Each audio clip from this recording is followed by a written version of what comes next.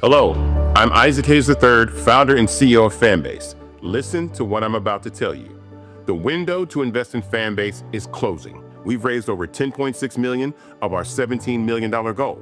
That means there's room for less than 6,370 people to invest in Fanbase for the average amount. The minimum to invest in Fanbase right now is $399. That makes you an owner in Fanbase today. Go to startengine.com/fanbase to invest. Why?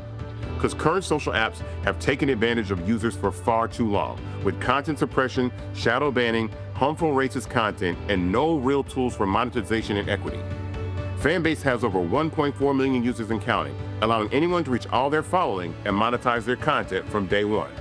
Social media is the new TV, and whoever owns the apps that distribute that content have the opportunity to own potential billion-dollar companies. While big platforms with uncertain futures are failing to serve their users, Fanbase is stepping up to fill the gap. Don't wait until it's too late. Invest now, invest for yourself and your future. Go to startengine.com/fanbase and own the next generation of social media.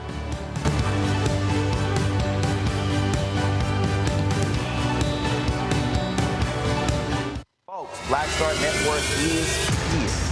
Hold no punches. I'm real revolutionary right now. Support this man, black media. He makes sure that our stories are told. Thank you for being the voice of Black America, Roland. Stay black. I love y'all. All momentum we have now, we have to keep this going. The video looks phenomenal. See, there's a difference between Black Star Network and black-owned media and something like CNN. You can't be black-owned media and be scared. It's time to be smart.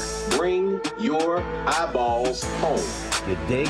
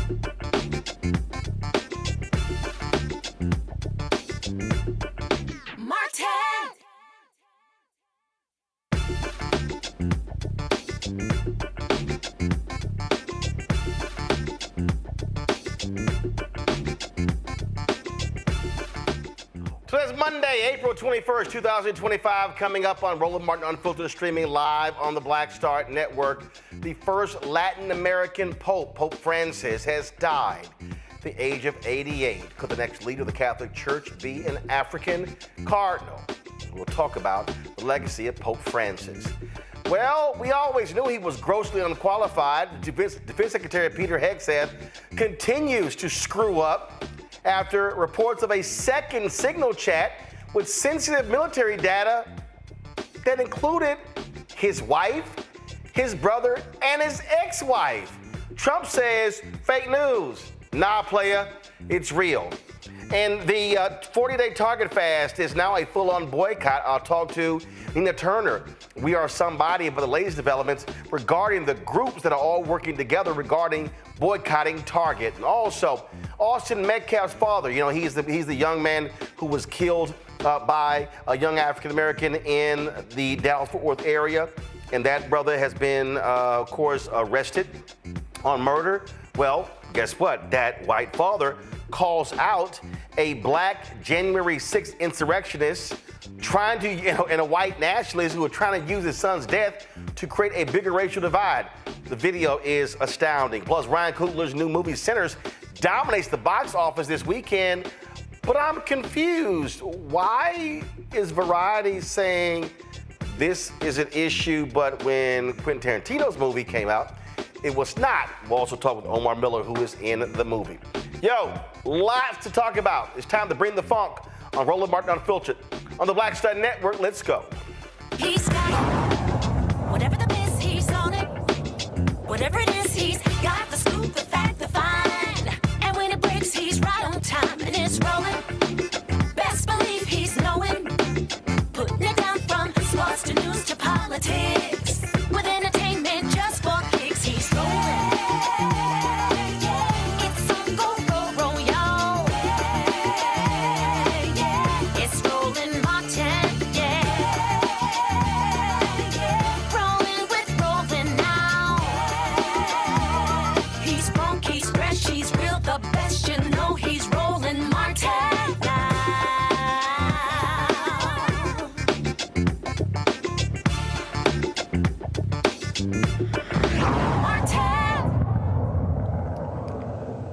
Well, folks, sad news out of the Vatican. This morning, Pope Francis passed away at the age of 88. He had been battling severe respiratory problems for the past several months. Over the weekend, he took a final ride in the Pope Mobile on yesterday. In addition to that, he also had a 1-minute greeting with J.D. Vance. That took place on yesterday. Did not meet with him on Saturday. Catholics around the world are mourning the death of Pope Francis. He, of course, reigned for 12 years and was a very progressive figure in the Catholic Church. Really, providing a much different perspective than previous popes. He was all about looking at the job in a lot different way. He did not live. In the traditional, apartments of the Pope that he considered to be far too elegant, if you will. In addition, how he represented himself, what he wore, also was a lot different. And of course, his take on women in ministry, but also LGBTQ issues, and really going after hardliners was also a lot different. Tributes have been pouring in all across the world since the news was announced this morning, shortly after 8 a.m. Eastern. And so, so as people look at this Pope and what he meant, one of the things that really jumped out was he was very critical of the attacks, of the deaths of folks in Gaza, highly critical of them. And really challenging Israel, the United States, and others to also speak on the issue. As I said, tributes have been pouring in across the world. This here is Senator Raphael Warnock. He posted, "I'm deeply saddened by the passing of Pope Francis. As a longtime admirer of the Pope and his work to center the poor and marginalized, I was honored to meet him and pray with him last year." And then, of course, this is a photo of the two of them that took place last year. Again, as I said, when you look at all of the different tributes that are pouring in, folks have been talking about this Pope and what he meant. Rashida Tlaib, Congresswoman Rashida Tlaib, she posted this. She said, "Rest in peace, Pope Francis. Thank you for being a voice for the most vulnerable, for defending the dignity of the Palestinian people, the plight of refugees, and the dangers of eternal economic growth in the face of climate change. Your life serves as a powerful reminder that real leadership fights for the most marginalized among us." And as I said, he was often at odds with a lot of the extremely conservative folks here in the United States. This here was a video where he was crossing St. Peter's Square. This was, of course, he was walking alone, and he was, of course, this was during the pandemic, walking across St. Peter's Square in the rain by himself. Like I said, if you look at the attire, he chose to be a lot different in terms of what he wore, how he represented himself. He even changed. He even changed the rules. The rules in terms of how a pope is buried. And one of the things that he did was normally when a pope dies, they actually have the pope laying in St. Peter's Square and sort of lifted up. He did not want that to happen. And not only that, he's not even going to be buried in the basilica. He chose to be buried in a separate part of the Vatican. Give me 1 second. I'm going to read that for you. And so again, when you think about this Pope, just as a whole different perspective that he brought to bear to his reign, his 12-year reign. As I said, in rewriting the funeral rites last year, he simplified several elements. Since the 13th century, the bodies of popes have gone on public view. Their embalmed bodies placed on a raised pedestal. When John Paul II died in 2005, his body was first brought to the Apostolic Palace within hours for a private viewing for cardinals, bishops, and other members of the church hierarchy. Francis did not want to do that. His public viewing will take place directly in St. Peter's Basilica, where thousands can pay their respects. His body will remain in the coffin, which will not be on a raised pedestal. Quote, Francis decided to highlight humility over glorification. And that really was the position that he took all throughout his 12-year reign, wanting people, wanting Catholics, and wanting other popes to really focus on really what their responsibility is in terms of being leaders. Former President Bill Clinton stated this. This is coming from the Bill and Hillary Clinton. Hillary and I mourn the passing of His Holiness Pope Francis and celebrate his remarkable life and legacy, promoting peace, economic inclusion, and social justice, and fighting climate change, particularly its threat to the lives and livelihoods of the world's poorest citizens. The 266th Pope of the Roman Catholic Church was an extraordinary one. He was the first Jesuit Pope and the first one from the Americas. In taking the name of St. Francis, he made it clear that he would endeavor to embrace the entire world, including those of other faiths, those whom the church hadn't always welcomed, and anyone whose daily struggles reflected the enduring truth of our common humanity. By his own example, he taught that every human being's personal search, even a pope's, for a purposeful life was meaningful and important, and that power and politics must always make room for compassion and coexistence. I was blessed to have met with His Holiness, and Hillary and I were honored when he took part in the 2023 Clinton Global Initiative's annual meeting, where he spoke about his children's hospital, helping young people injured in Ukraine, and inviting the CGI community to pitch in and help, which they have. We join the countless millions of people around the world, Catholics and non-Catholics alike, in prayers of gratitude for a life well lived, rooted in faith, filled with energy and purpose, and dedicated to reconciliation and cooperation. As I said, they're planning already, of course. I mean, the funeral details have already been mapped out for quite some time. And you're seeing the results of that. This here's a statement that President Joe Biden released. This is a photo of the two of them meeting as well. And so this is that particular photo. Let me read what he tweeted. He said, "It is with great sadness that Jill and I learn of the passing of His Holiness Pope Francis. He was unlike any who came before him. Pope Francis will be remembered as one of the most consequential leaders of our time, and I am better for having known him. For decades, he served the most vulnerable across Argentina, and his mission of serving the poor never ceased. As Pope, he was a loving pastor and challenging teacher who reached out to different faiths. He commanded us to fight for peace and protect our planet from a climate crisis. He advocated for the voiceless and powerless. He made all feel welcome and seen by the church. He promoted equity and an end to poverty and suffering across the globe. And above all, he was a pope for everyone. He was the people's pope, a light of faith, hope, and love." That, of course, is the statement that President Joe Biden posted on social media regarding the passing of Pope Francis. Vice President Kamala Harris posted, "Pope Francis was a visionary leader who dedicated his life to service and justice. He encouraged us to protect our planet, champion a more inclusive church, and cared for all of God's children, especially the most vulnerable among us. Doug and I pray for His Holiness, and we join people around the world in mourning his loss. Again, that's Vice President Kamala Harris. Let's see here. This is former President Barack Obama. He said Pope Francis was a rare leader who made us want to be better people. In his humility and his gestures at once simple and profound, embracing the sick, ministering to the homeless, washing the feet of young prisoners, he shook us out of our complacency and reminded us that we are all bound by moral obligations to God and one another. Today, Michelle and I mourn with everyone around the world, Catholic and non-Catholic alike, who drew strength and inspiration from the Pope's example. May we continue to heed his call to, quote, never remain on the sidelines of this march of living hope. And this is the two of them sharing a laugh in the Oval Office. I'm going to share some other remembrances in just a moment. Let me bring in my panel right now.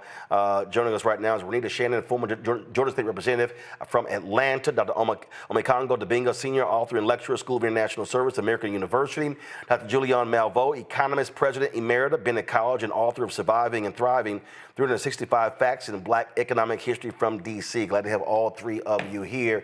Julian, I'll start with you. Again, this Pope Francis passed away at 88. How he carried himself, how he wanted to represent himself was far different. He did not care about the usual pomp and circumstance and all that stuff that we normally see from popes. He wanted to be treated as a regular priest and not the leader of Catholics worldwide. You know, I was raised Catholic, and my mom was a huge fan of this Pope's. For her 90th, some of her Italian friends actually went to the Vatican and brought her back a 5-foot-long silver cross that she then donated to our church, St. Kevin's in San Francisco. She always talks about his humility. That was the one thing that struck her about, because she get really annoyed, especially after the sex abuse in the Catholic Church, with all the gold and chalices and all of that. And she would say, they need to give some of that to the poor. So Pope Francis came along, naming himself after Francis of Assisi, who was the saint, actually, who basically looked for the poor, helped the poor, was really passionate about poor. When he came along, she said, we finally have a Pope. That was her line. We finally have a Pope. And he was the kind of Christian, let's not say Catholic, the kind of Christian that the Bible calls for, a Christian that loves God, does mercy, walks softly and humbly. And so, you know, and he died doing what he lived doing. His doctors told him to take 2 months off. He took about a month. He was not going to miss Easter Sunday. And he got on his little Pope mobile and rode around Vatican City greeting people, which is what he'd done every year before. Sickness did not stop him from being the person that he was. And the person that he was a person that we would all want to meet. And one of the things I loved about him a lot is he did not mind. I mean, he knew how to speak truth to power. So he did not mind upbraiding this administration on their stance on immigration. He did not mind upbraiding the West on climate change and what the devastation will be to our environment. And he did not mind picking untraditional cardinals. The majority of those who are voting for who the new Pope will be are untraditional cardinals coming from Africa, coming from parts of the Asian space, coming again from South America. So he didn't mind doing that. And so, you know, the Catholic Church will miss him, but the world will miss him as well. This here is a photo.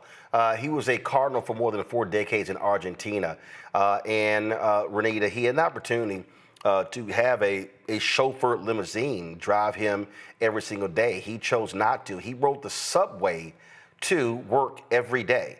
And he just did not like all of the accoutrements of the office. He wanted to be seen as a regular, ordinary individual and be a man among the people. Yeah, so I'm not even Catholic, but you can tell just even as an outsider of the church that he was a very justice-minded and independent thinker. I would say from my outside perspective, the most justice-minded Pope that I've seen in my lifetime, at least. And I just really, the way that he really spoke for people, and the way that he really chose to represent people rather than do some sort of agenda of self-aggrandizement, as many people have said and other popes have done. This pope was very different. And so I really hope that the next pope that they pick is not sort of a retraction of the values that this pope advanced, because a lot of times you'll see when there has been any sort of progress, you'll see an immediate retraction on that, and you'll see that the next leader is more conservative. And so I really hope that the Catholic Church does not go backwards in the next pope that they pick. This was his last public address, and what did he call for, Omekongo? A ceasefire in Gaza. Listen. Gravi e dolorose, civili inermi sono oggetto di bombardamenti e spari. E questo è avvenuto persino all'interno del complesso parrocchiale della Santa Famiglia, dove non ci sono terroristi, ma famiglie, bambini, persone malate con disabilità, suore. Una mamma e sua figlia, la signora Navda Khalil Anton e la figlia Samar Qamar Anton, sono state uccise e altre persone ferite dai tiratori scelti mentre andavano in bagno. È stata danneggiata la casa delle suore di Madre Teresa, colpito il loro generatore. Qualcuno dice è il terrorismo, è la guerra. Sì, è la guerra, è il terrorismo. Per questo la scrittura afferma che Dio fa cessare le guerre, rompe gli archi e spezza le lance. Preghiamo il Signore per la pace. He called the Catholic Church in Gaza every night just to check on them. And a lot of people don't know that. A lot of people don't even think about Gaza's Christian community. And I remember many of us saw, it was last New Year's or the year before that, when one of the Gazan Christian ministers, was talking about how the world has forgotten them and they were going to keep going forward. It's through efforts like this, the fact that he was calling them nightly, the fact that he wasn't afraid to speak out. This was a man who lived by example as it relates to the idea of services, the rent that we pay for the space we occupy on this planet. Not only did he champion for peace in Gaza and for hostages to be released, he did incredible work on the continent. He went to the Sudan and kissed the feet of Sudanese leaders in the conflict there. He spoke out about what was happening with immigration here, whether it relates to the Haitians who are being accused of eating dogs in Ohio, the immigration policies of this administration. And maybe it's because he was an immigrant, family being from Italy, making their way to Argentina. There was always this, and for part for financial reasons, as the story is told, this was a man who did everything possible to connect with the poor and connect with the common people. And as somebody who's from Boston, where the child sex abuse scandal really broke in this country, and we are really dealing with that at the forefront before many other states publicly, he had the apology for that. And that meant a lot for people who were affected by that, because the people were asking for the Vatican to do something and they were just kind of twiddling their fingers. And he actually, put forward some reforms to help with that as well. So this was somebody who understood people's souls. He understood that people are hurting, and he can almost had a sixth sense about sensing it and reaching out for people. And we need more people who are servant-minded leaders who are really about practicing what they preach. And so rest in peace to Pope Francis. And I'm hoping that people will follow his example as we continue to go forward. He was a man who represented everything we need today and then some. Tennessee State Representative Vincent Dixie was on the floor challenging these right-wing so-called evangelical Christian legislators. And this is what he had to say today. He challenged other Catholics to do what was right and love one another as we're supposed to. He was truly a man of God, and he used God to do God's will, not man's will. And we have to make sure that we walk in his path. He championed for migrants. He championed for the poor, the marginalized. He wanted us to love each other, and hopefully his life will not be in vain. We do a lot of things in this arena under the name of Christianity. It's time for us to step up and do what's right and do God's will. Of course, we know that falls on deaf ears when it comes to those nutcases in Tennessee, Julian. And again, the thing that was always was important was, again, how this Pope, how he operated, how he moved differently. This was a scene where when he was in Mexico, check this out, where a young girl wanted to touch him, and so he stopped the car. Watch this.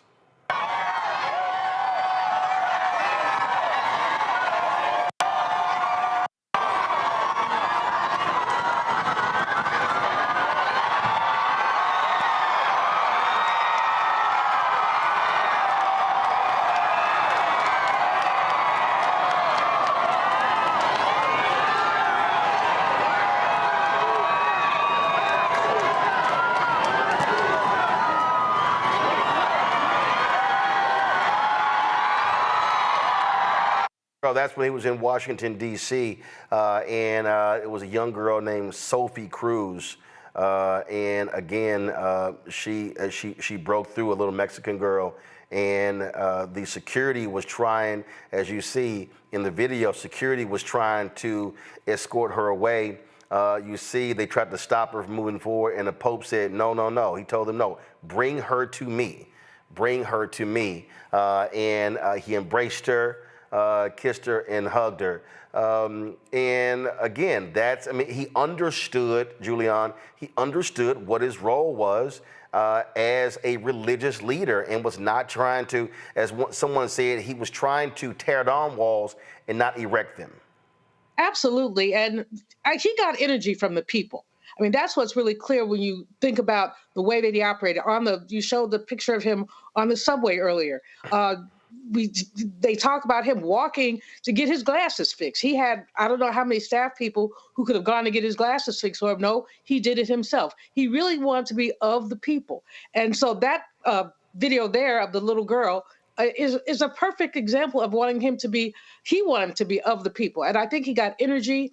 I think he got inspiration from the people. And he, in the immigration piece that you showed, where he adapted the immigration piece, the Gaza piece, we talked about someone by name.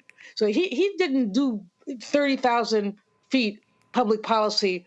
Oh, he did, but he also did 5,000 feet public policy, or as you see with the young lady, the young girl, 10 feet public policy. He wanted to know who the people are. We need more leaders like that, Roland. His passing in some ways is untimely because it's very likely that the College of Cardinals could swing in the wrong direction, but I'm praying that they won't. But it's very untimely, but it's also very timely because it's a reminder of what leadership is. And we don't see a lot of that. You've got fools doing public policy on the internet. The Department of Defense. You've got this child, 35-year-old young woman, who's going to help J.D. Vance go through and rid us of our history. And again, this is not of the people. Why doesn't she come down to the National Museum of African American History and Culture and get a tour and talk to some of the people there and look at what is there? But again, if you're doing public policy way up here, you're not going to be able to deal with what happens down here on the ground. So again, this is very it brings back a lot of memories for me because like I said, my mom revered that Pope. She always talked about him. And she actually, on her birthday, she always asked her children, none of whom is, my baby sister practicing Catholic. The rest of us are not. I'm AME. One of my sisters says she's no ME. But in any case, on her birthday, she would always ask us to make a contribution to the church in her name. We did it until the sex thing came out, and then we're like, no, Mommy, we ain't doing that. When this Pope came in, she said, do it just one more time, as an act of faith to this Pope. And so we did. Because I'm channeling her now because she really, really, really loved this Pope. Well, as someone who was born and raised Catholic, and in fact, the meeting to the Catholic church I grew up in was found in my grandparents' living room. Definitely understand moments like this here. The video that you're seeing, this is from yesterday. This was the last Pope ride by Pope Francis. As we said, it was Easter Sunday, and as we said, he was gravely ill.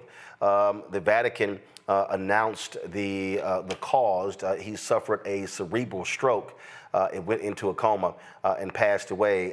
But he was insistent on seeing the people and traveling. This, again, as I said, this was just yesterday, and he died at about 7:30 a.m. this morning, Vatican time.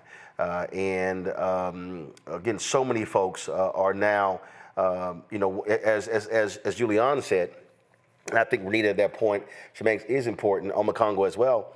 In this moment where you have an idiot who occupies the Oval Office, that idiot plans to attend the funeral, and in fact, Pope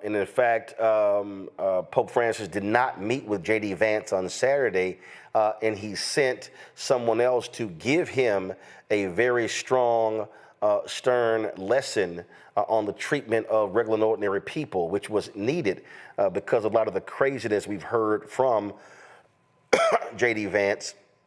And if there is a time when we need moral leaders to show courage, it is now. Renita?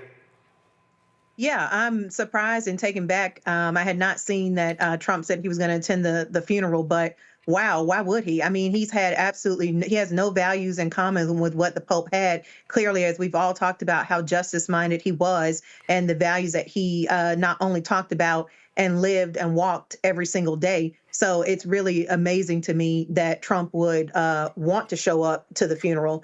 I really hope that he goes there and he has respect and does not act like his normal idiot self, as you mentioned before, because you can tell that this is a pope that was well loved, and I just really would hate to see any of his regular shenanigans at the funeral. Well, again, world leaders will be there. What people don't understand is that Omar Congo, as the head of the Vatican, that is a city, so the Pope is a head of state, and so the Pope's funeral attracts heads of state all around the world. Yeah, and the way that President Trump has disrespected people in this country who have died, such as John McCain, I'm really concerned about what type of grandstanding he might do. We're talking about Pope Francis and how humble he was and how he's a man of the people. And I'm sitting here thinking that Trump is probably mad because this whole story has taken attention from the White House Easter egg roll. Like, that's like the whole difference in mindsets, of the two people that we're talking about. Hopefully something will come up and he won't attend. But if he is going to attend, he needs to make sure that he's humbled, but it's not in his nature. But anything that he does will not take away from this man's legacy. As a matter of fact, anything that he does will only highlight Pope Francis's legacy more, because the character that this man exudes in his pinky, Donald Trump will never have. And when I look at these pictures, not realizing that this was, I thought this was a ride from a time past. I didn't realize it was from this last ride. He just had to be with the people. And when you look at Trump and all of his billionaires, these are people who are so detached from the people, who have no sense of what ordinary people are going through. And so they because they never do things like this. You never see Trump walking into an area of Washington, D.C. to read to kids or a Ben's Chili Bowl or anything like that. There's no connection with the people. And when we have politicians who can connect to the people, even halfway in the way that Pope Francis did, we can start making a change in this world. But Donald Trump on this day, put out a little nonsensical statement that I hope he stays home, but there's nothing he can do to overshadow what this man has done. Well, a lot of folks now are focused on what happens next. The reality is this Pope installed a number of the cardinals himself, and so although some believe conservative cardinals may very well try to pick someone who is far more conservative, we'll see what happens. This Pope Francis, criticized laws that criminalize homosexuality, but some of the folks that they're touting are individuals who want to return. He also really really downplayed the use of Latin in various Catholic services, and so you had folks who want to see a return to that. And again, just seeing that video that we're playing now, the throngs of people who were just out yesterday wanting their glimpse, to get a glimpse of Pope Francis, and not realizing this was going to be the last time they would actually get to see him alive. There was one video I saw where a guy shot the video, the final comments, and he said he was just in tears, realizing that he was there watching this. There will be, of course, several days of mourning, funeral process. Then they will have the conclave where they'll be choosing who the next pope is going to be. And as we said, Pope Francis was 88. He was in his 70s when he got the job. And that differs a lot from, frankly, John Paul II. First of all, Pope John Paul I only served 33 days as pope. He died of a heart attack at the age of 66. Then they chose Pope John Paul II, who was 58 years old. He served 26 years as Pope, the third longest reign. And so it'll be interesting to see if they choose to pick a Pope like they did Francis, who was in his 70s, or go with someone who is younger, who could actually potentially serve a longer term. And so, folks, again, our top story, Pope Francis died this morning at the age of 88 years old. We'll be right back right here on Roland Martin Unfiltered on the Black Star Network.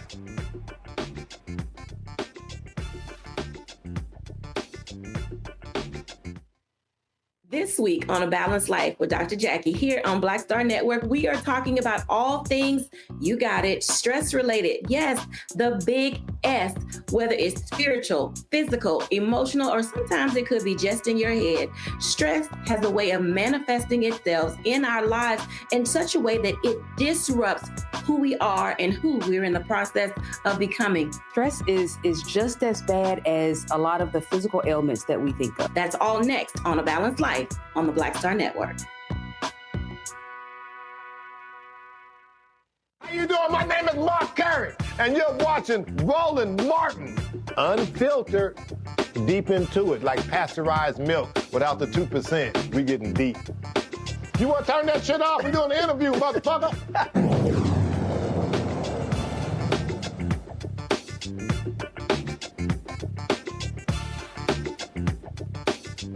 Folks, what you're seeing here's a live shot of the Vatican as folks mill about there in St. Peter's Square as a result of the death this morning of Pope Francis. 4 years ago when Pope Francis came to the United States, he was in the Oval Office, and that was a pretty funny moment between him and President Joe Biden. Check this out.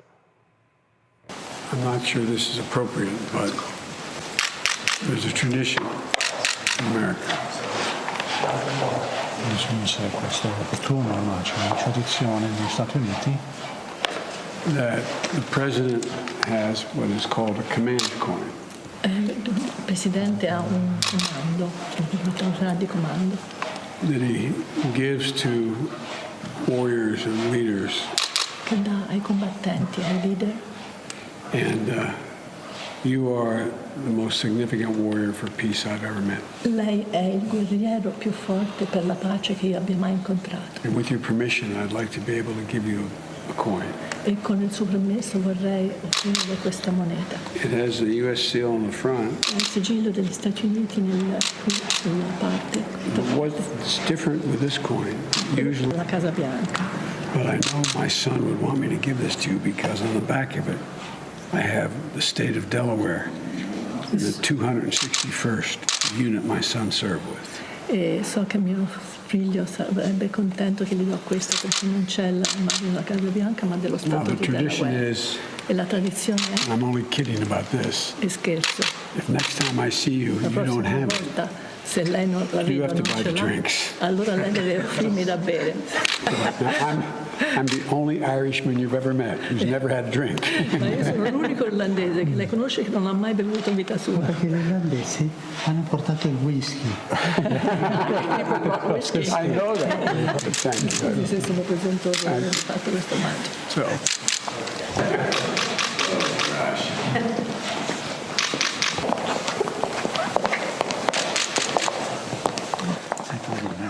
Pretty fun moment there in the White House. That was 4 years ago when Pope Francis visited the White House, and President Biden, of course, they're joking about the challenge coin.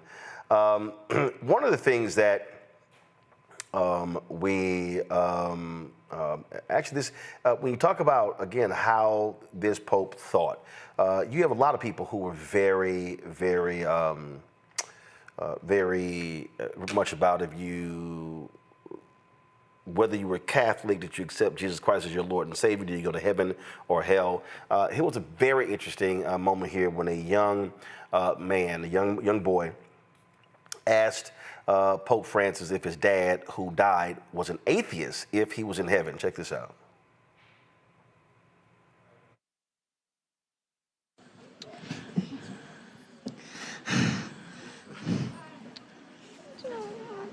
Dai. Non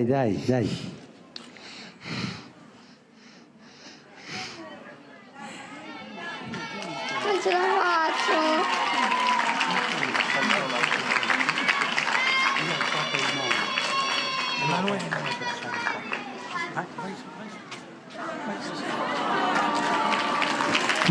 Vieni da me, Emanuele. Vieni da me e dimmila all'orecchio. Vieni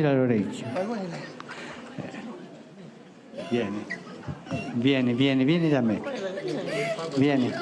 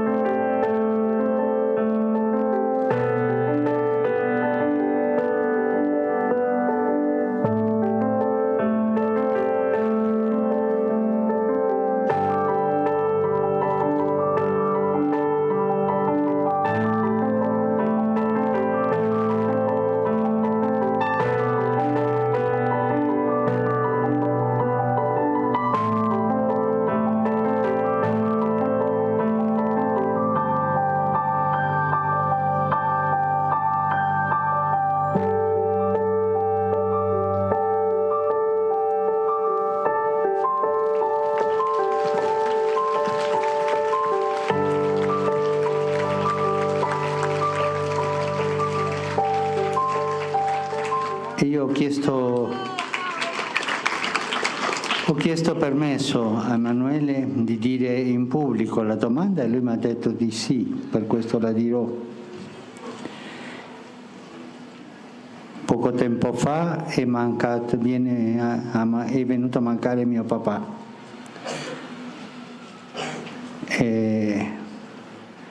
Lui era ateo, ma ci ha fatto battezzare a tutti e 4 figli. Era un uomo bravo. È in cielo, papà? Non era credente, ma ha fatto battezzare i figli. Aveva il cuore buono. E lui ha il dubbio che il papà, per non essere credente, non potesse andare in cielo. Chi dice che va in cielo è Dio. Ma com'è il cuore di Dio davanti a un papà così? Com'è? Cosa vi sembra a voi? Un cuore di papà. Dio ha un cuore di papà. E davanti a un papà che non credente è stato capace di battezzare i figli e di darle quella bravura ai figli. Voi pensate che Dio sarebbe capace di lasciarlo lontano da te? Pensate quello? Ma forte, con coraggio. Dio abbandona i suoi figli? Dio abbandona i suoi figli quando sono bravi? Ecco, Emanuele, questa è la risposta. Dio sicuramente era fiero di tuo papà, perché è più facile, essendo credente, battezzare i figli che essendo non credente battezzarlo. E sicuramente a Dio questo è piaciuto tanto. Parla con tuo papà, prega tuo papà.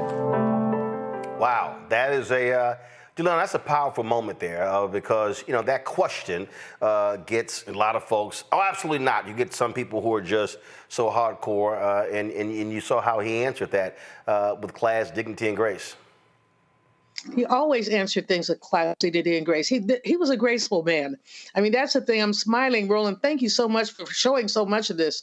I mean, it's really it's making me smile. Remembering my Catholic school days a long time ago, and thinking about, you know, the faith. Now, you know, when I learned about exploitation, colonization, all that, I think I was about 12 or 13. I stopped going to church.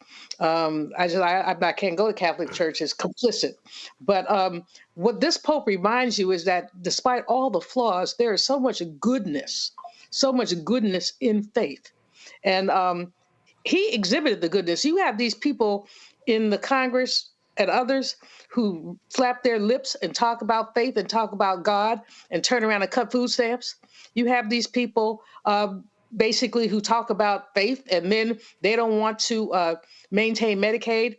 But you're talking a man who talked about faith and did his best to be an advocate for the least and the left out, for the poor, for those Gazans, for so many people. Again, thinking of him reminds me of all that's good in the world and in life, and it just makes me smile. So thank you for showing so many clips and for taking the time to lift up this man who was an advocate for everyone. This was the actual statement from the Vatican this morning when they announced Pope Francis's passing. Carissimi fratelli e sorelle, con profondo dolore devo annunciare la morte del nostro Santo Padre Francesco. Alle ore 7:35 di questa mattina, il Vescovo di Roma Francesco è tornato alla casa del Padre. La sua vita tutta intera è stata dedicata al servizio del Signore e della sua Chiesa. Ci ha insegnato a vivere i valori del Vangelo con fedeltà, coraggio e amore universali, in modo particolare a favore dei più poveri ed emarginati. Con immensa gratitudine per il suo esempio di vero discepolo del Signore Gesù, raccomandiamo l'anima del Papa Francesco all'infinito amore misericordioso di Dio uno e trino. Grazie. That was the official statement from the Vatican. Again, that is via their social media feed, Vatican News. And those of you who have seen the movie Conclave, you might know that when, as the movie showed, when a pope passes away, they literally seal off his apartment and everything that's in it. And this is the video from today of that actually happening, the sealing of Pope Francis's papal apartment, and so no one will be able to enter that particular space. As I said, and you see right there, they also have a process. The ring that the Pope wears, that ring is also destroyed. That way, that ring cannot be used to forge any documents. And so there's a very, very clear and long process of the Catholic Church that they go through when a pope passes away, and that's this is what you're actually seeing: the closing off of the Pope's apartment from anyone being able to enter until he is actually laid to rest. Lots of pomp and circumstance, lots of process, if you will, that exist there. And one of the things that I think is still just so unique about this Pope is that his 12-year reign, Renita, now then forces those following him to say, are you going to go back to being a rigid church, being some say a very conservative right-wing Catholic church, or will they stay the course of seeing themselves in a much more different light, in a much more sense of humility in the way he carried himself? That really is up in the air, because whoever is chosen, that person gets to determine the future path of the Catholic Church worldwide. Right. So, I mean, there's not much more to say. As we said before, his reputation speaks for himself. And I'll say what I said earlier, which is there's always a tendency to become more conservative after things have gone in sort of a progressive route, particularly for institutions that have been conservative the majority of the time that they have existed. And the Catholic Church is no stranger to that. So I think that one thing they'll have to contend with is that people have now seen what it looks like for a pope to have courage and come out and talk and speak on and give his opinion on things that he could have easily just ignored. For example, the situation in Gaza and standing up for Palestinians. And so now people have understood what it looks like to have a courageous pope. And so if they do decide to go back and be conservative, they'll have to, that person will be contrasted with the previous pope who just passed. And that will be something that, they will no longer be able to tell people, oh, well, this is what we have to do, because you just saw a pope who didn't do the status quo. And one of the issues that I talked about Gaza on the Congo, but, climate change, this pope was extremely vocal on the issue of taking care of this earth. People don't know about the Pope is that there were actually many corporate leaders who had visited him over the years to talk about some of their environmental programs, the sustainability programs, kind of seeking his counsel, doing it on the low to not attract attention. And that was something, as we're learning all of these stories about the Pope, that was not something that I had paid attention to. And to be quite honest, when we're talking about who's next in line, that's also something that I'm concerned about as it relates to climate change, because it's very interesting that Pope Francis had the views that he did. People will kind of call him a quote unquote, liberal-minded Pope. But some of the people that he has appointed across the world, in African countries and the like, have been more on the conservative side. So if they are going to come in with that mindset, will that conservative mindset also translate into things relating to climate change? Because he was deeply committed to that, because he understood that that was a major source of poverty for people, the environments that they could not live in because they were not sustainable. And so I think that there are many levels that people need to watch out for in terms of the direction that the Vatican is going to go with this next set of leaders. And that's something that I'm really concerned about. In the time that he's had, 12 years, he's had an opportunity to really set the church in a direction that could really be helpful for people across the world, because I know there's billions of people who are Catholics, but, numbers are dwindling in terms of church attendance and the like. And I feel like he really galvanized people in a way that I hope that they don't lose with the person who they appoint next in line. Indeed. So we're all going to be waiting to see. This is a collection of videos the Vatican News put together of Pope Francis. If you go to their Twitter feed, you can see a lot of their videos and photos and things along those lines. So we'll be following that feed for more information regarding Pope Francis. Again, passed away at the age of 88. And as I said, folks all around the world, tributes are pouring in. His funeral will be taking place later this week, and then we'll have more details of that. Of course, we'll be carrying it live on the Black Star Network, and so you can just be sure to check out our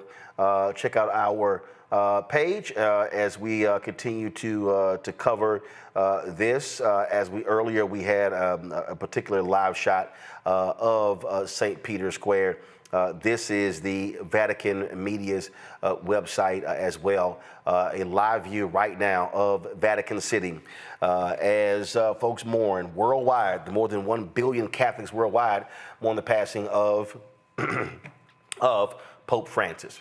All right, folks, when we come back, we're going to talk about the idiot Secretary of Defense who is stuck on stupid when it comes to using Signal. How do you discuss military maneuvers on a Signal chat with your brother, your wife, and your ex-wife?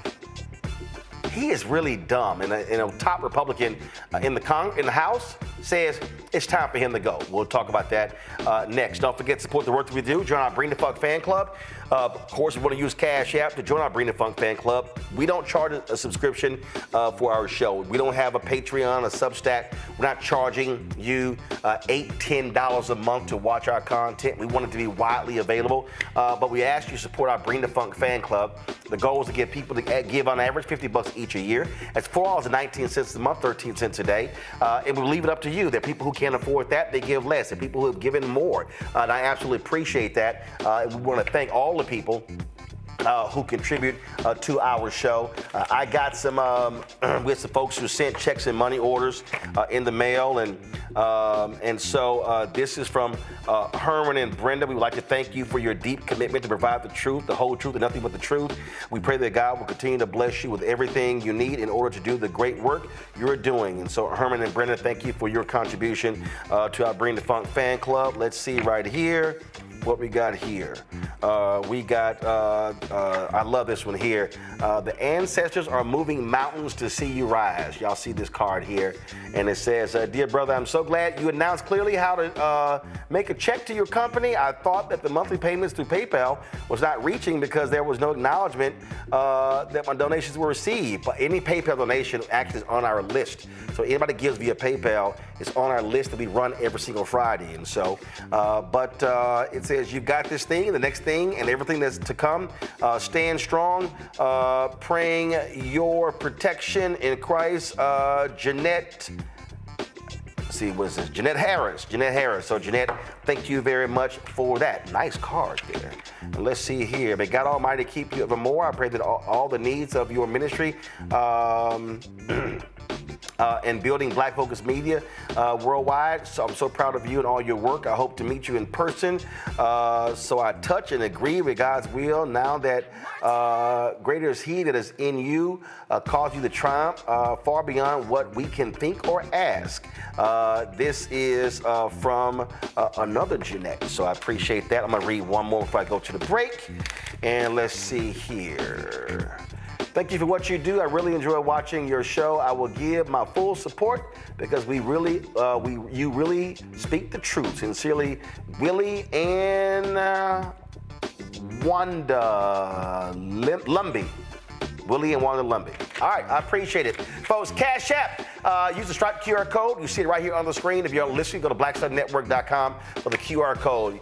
Make your check and money order out to Roland Martin Unfiltered, please. Makes it a lot easier for us when it comes to the bank. And PayPal, of course, first of all, send your money order and check. P.O. Box 57196, Washington, D.C., 20037-0196. PayPal is R Martin Unfiltered. Venmo is RM Unfiltered. Zelle, Roland at RolandSMartin.com. Roland at RolandMartinUnfiltered.com. We'll be right back. This week on the other side of change. Black Maternal Health Week. The racial disparities are undeniable, making it clear that Black people experience racism from the womb. America and America's healthcare system has not taken the time to invest in what quality healthcare looks like for Black birthing people. The state of Black maternal health in the United States is still dismal. It is environmental racism. It is systemic racism. It is the systems that we are born into. Only on the other side of change on the Black Star Network.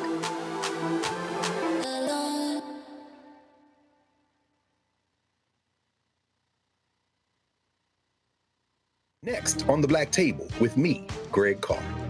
The enormous impact of race, education, and affirmative action in America, and how, believe it or not, white America is starting to feel a little bit of the pain.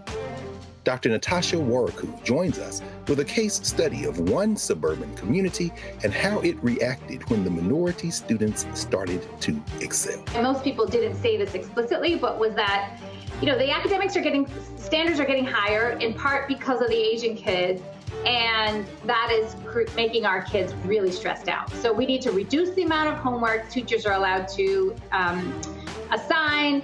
She shares a perspective that you don't want to miss. That's on the next Black Table, only on the Black Star Network. Hey everybody, it's your girl Lunel. So what's up? This is your boy Earthquake. Hi, I'm Chaley Rose, and you're watching Roland Martin Unfiltered.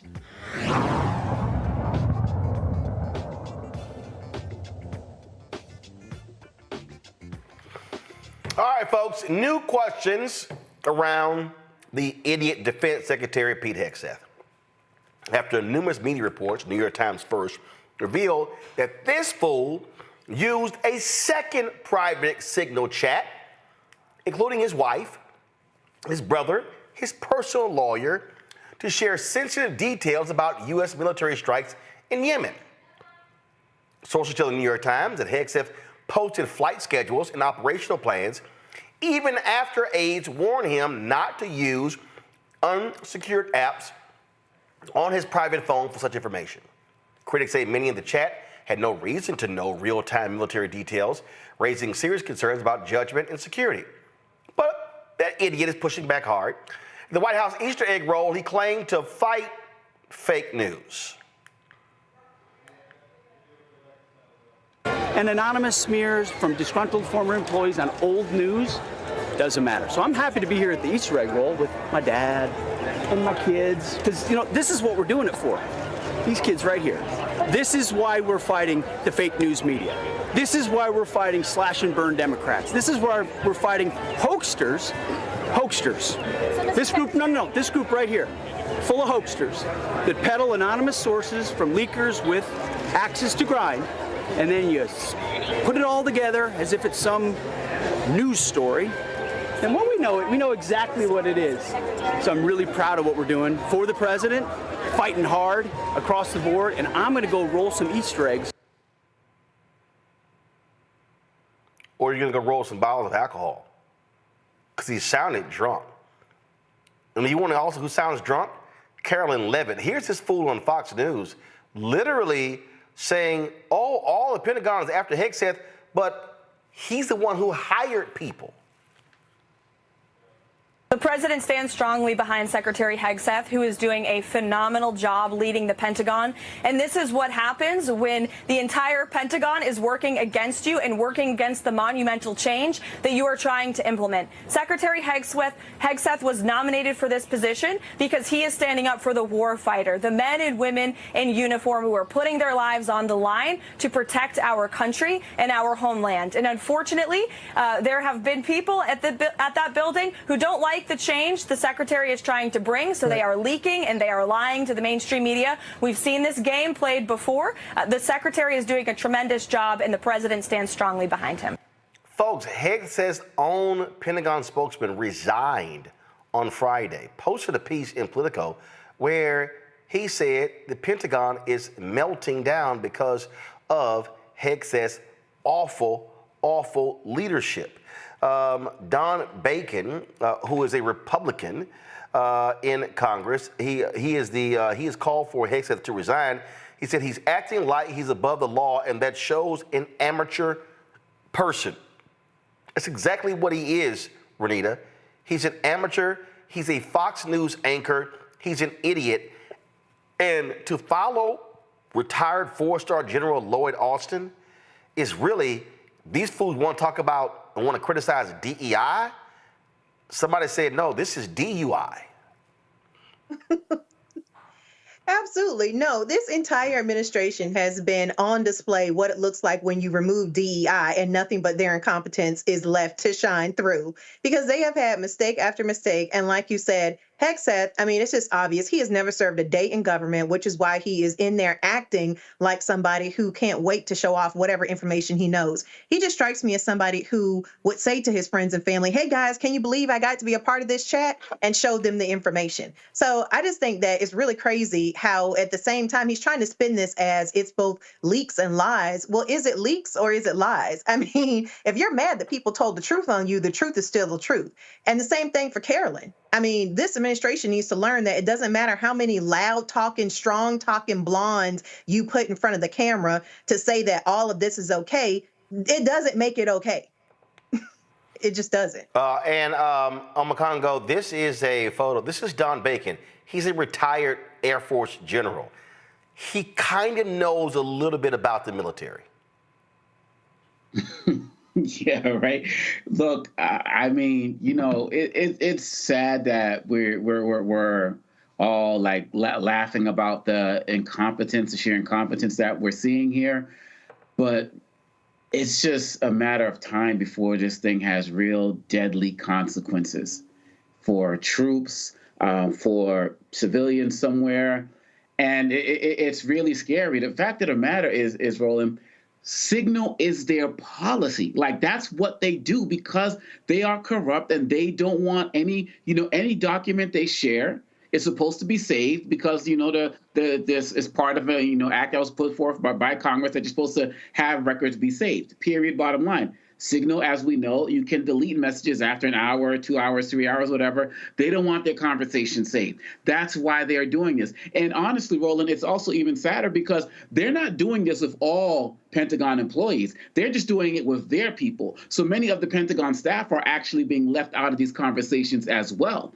And when you see over the weekend, he got rid of 3 of his top advisors because of they're quote unquote leakers. And so when you see that, and then when you see Leavitt say that the entire Pentagon is against the leader of the Pentagon, that is a recipe for disaster to have that type of turmoil exist in this space. And so really at the end of the day, and on top of that, Roland, it's not like he was using Signal on a secure phone, he was using Signal on his iPhone. And we know that every foreign government, ally and foe, is operating to get access because they all got their spy networks to what these guys are doing. We have a government between Rubio, the State Department, and all of these guys who are conducting foreign policy on Signal, on social media, basically, with their friends, families. And did you say ex-wife as well was on that with the wife?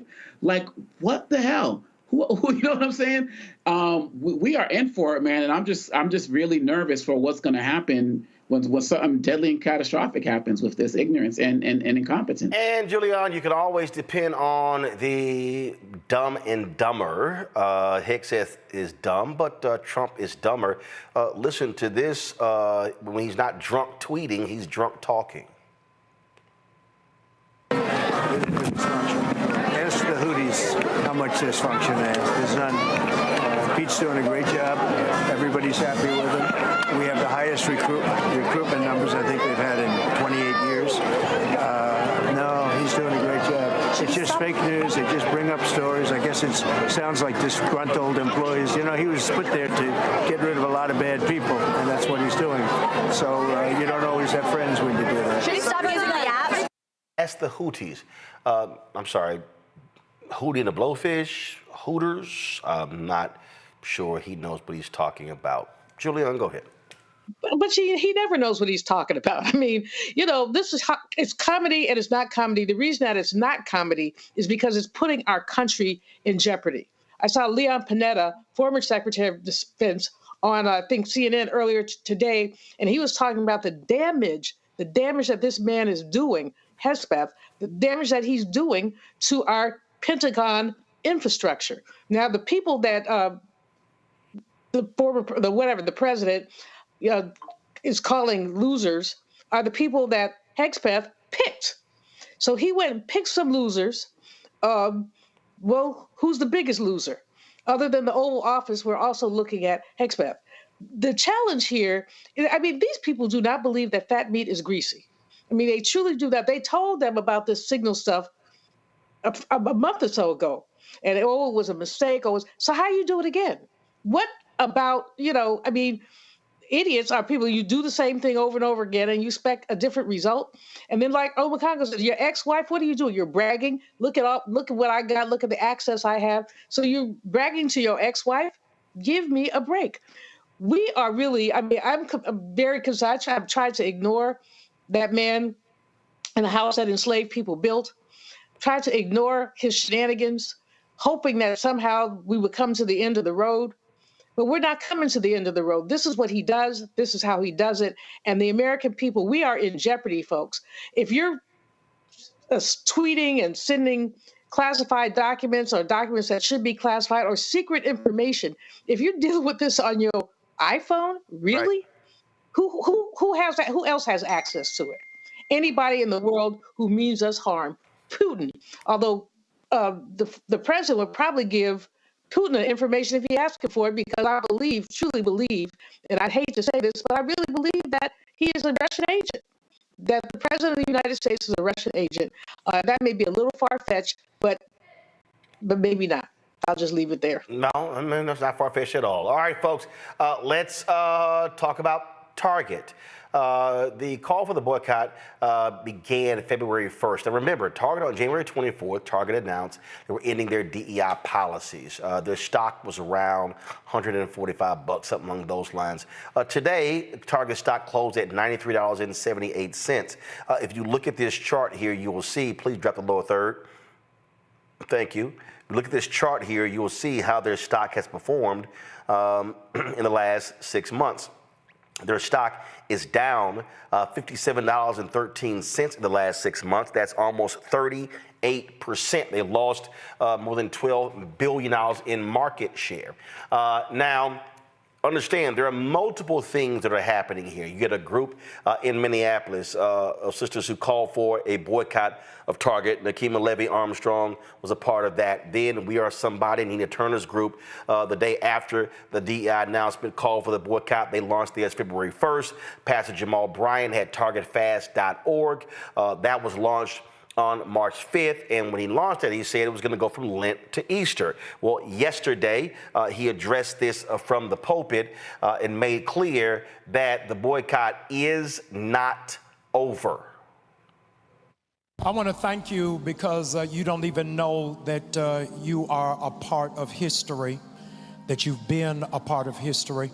The Montgomery bus boycott was so significant because it shifted the economy of one city by standing strong. They did it for 381 days. Not since the Montgomery bus boycott has Black America come together in such a unified vision, a unified focus, and a unified front. And we've done it, ladies and gentlemen, we have done it for 10 weeks. For 10 weeks. We've stayed out of Target. It didn't start with us, but there was already a grassroots movement afoot that was doing a Target boycott. We came along just as one church and said that the body of Christ needed to be a part of it, and that we were going to take fasting as a spiritual principle because we understand that the weapons of our warfare are not carnal, but they are mighty unto God for the pulling down of strongholds. I announced it to you the Sunday before Ash Wednesday, and I wanted to pause and thank you for standing in line with the vision of your pastor at the prompting of the Holy Ghost. Can you believe, with a small movement that started in this church, 200,000 people signed to be a part of the Target fast?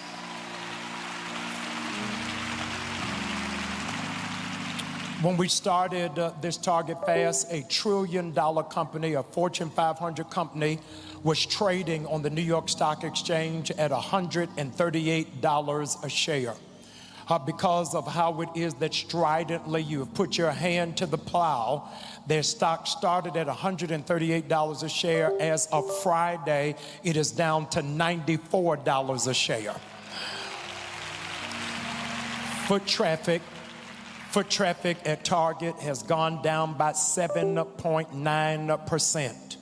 Ladies and gentlemen, I hope that you will share with me your enthusiasm for people who thought it was ineffective and there would be no results, is that because of your fast, Target has lost $12 billion. Come on, y'all ought to be shouting. They tried to put out a statement that their loss is because of the economy, because of tariffs with China. But the reality is that while they were losing, Costco was gaining.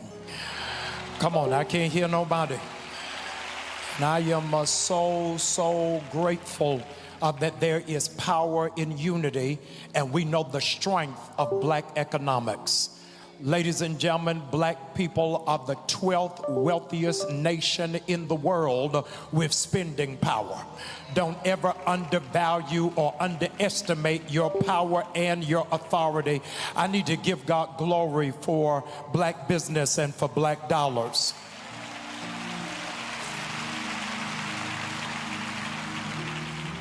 It's a critical meeting and critical moment for us. It's a critical moment for our people. It's a critical moment for the nation to see us unified.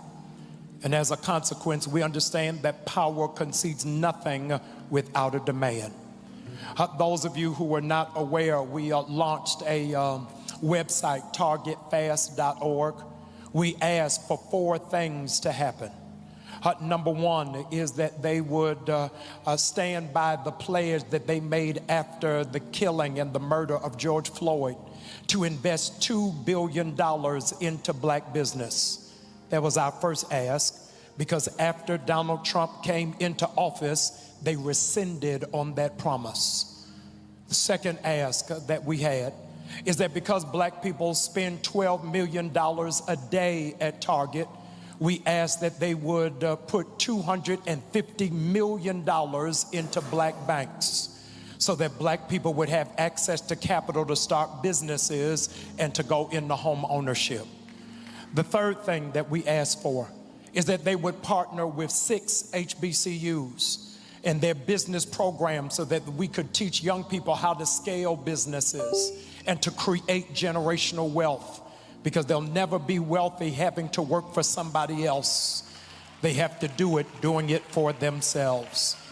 Ladies and gentlemen, you already have read the report that a meeting took place.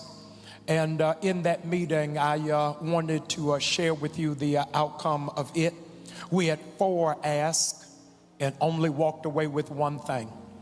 I want to tell you what that 1 thing is Target has agreed Target has agreed that by July the 31st, they will complete the pledge of $2 billion for black business.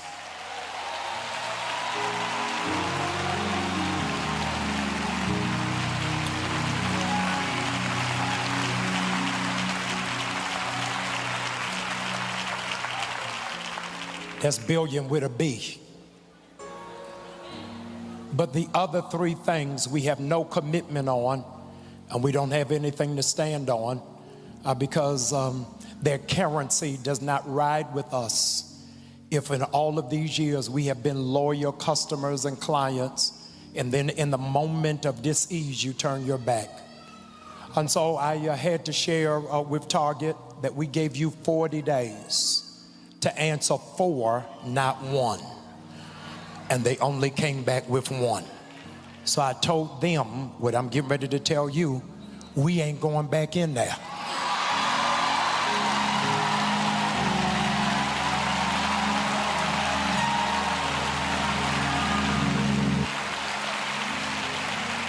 And so the fast shifts to a full-out boycott.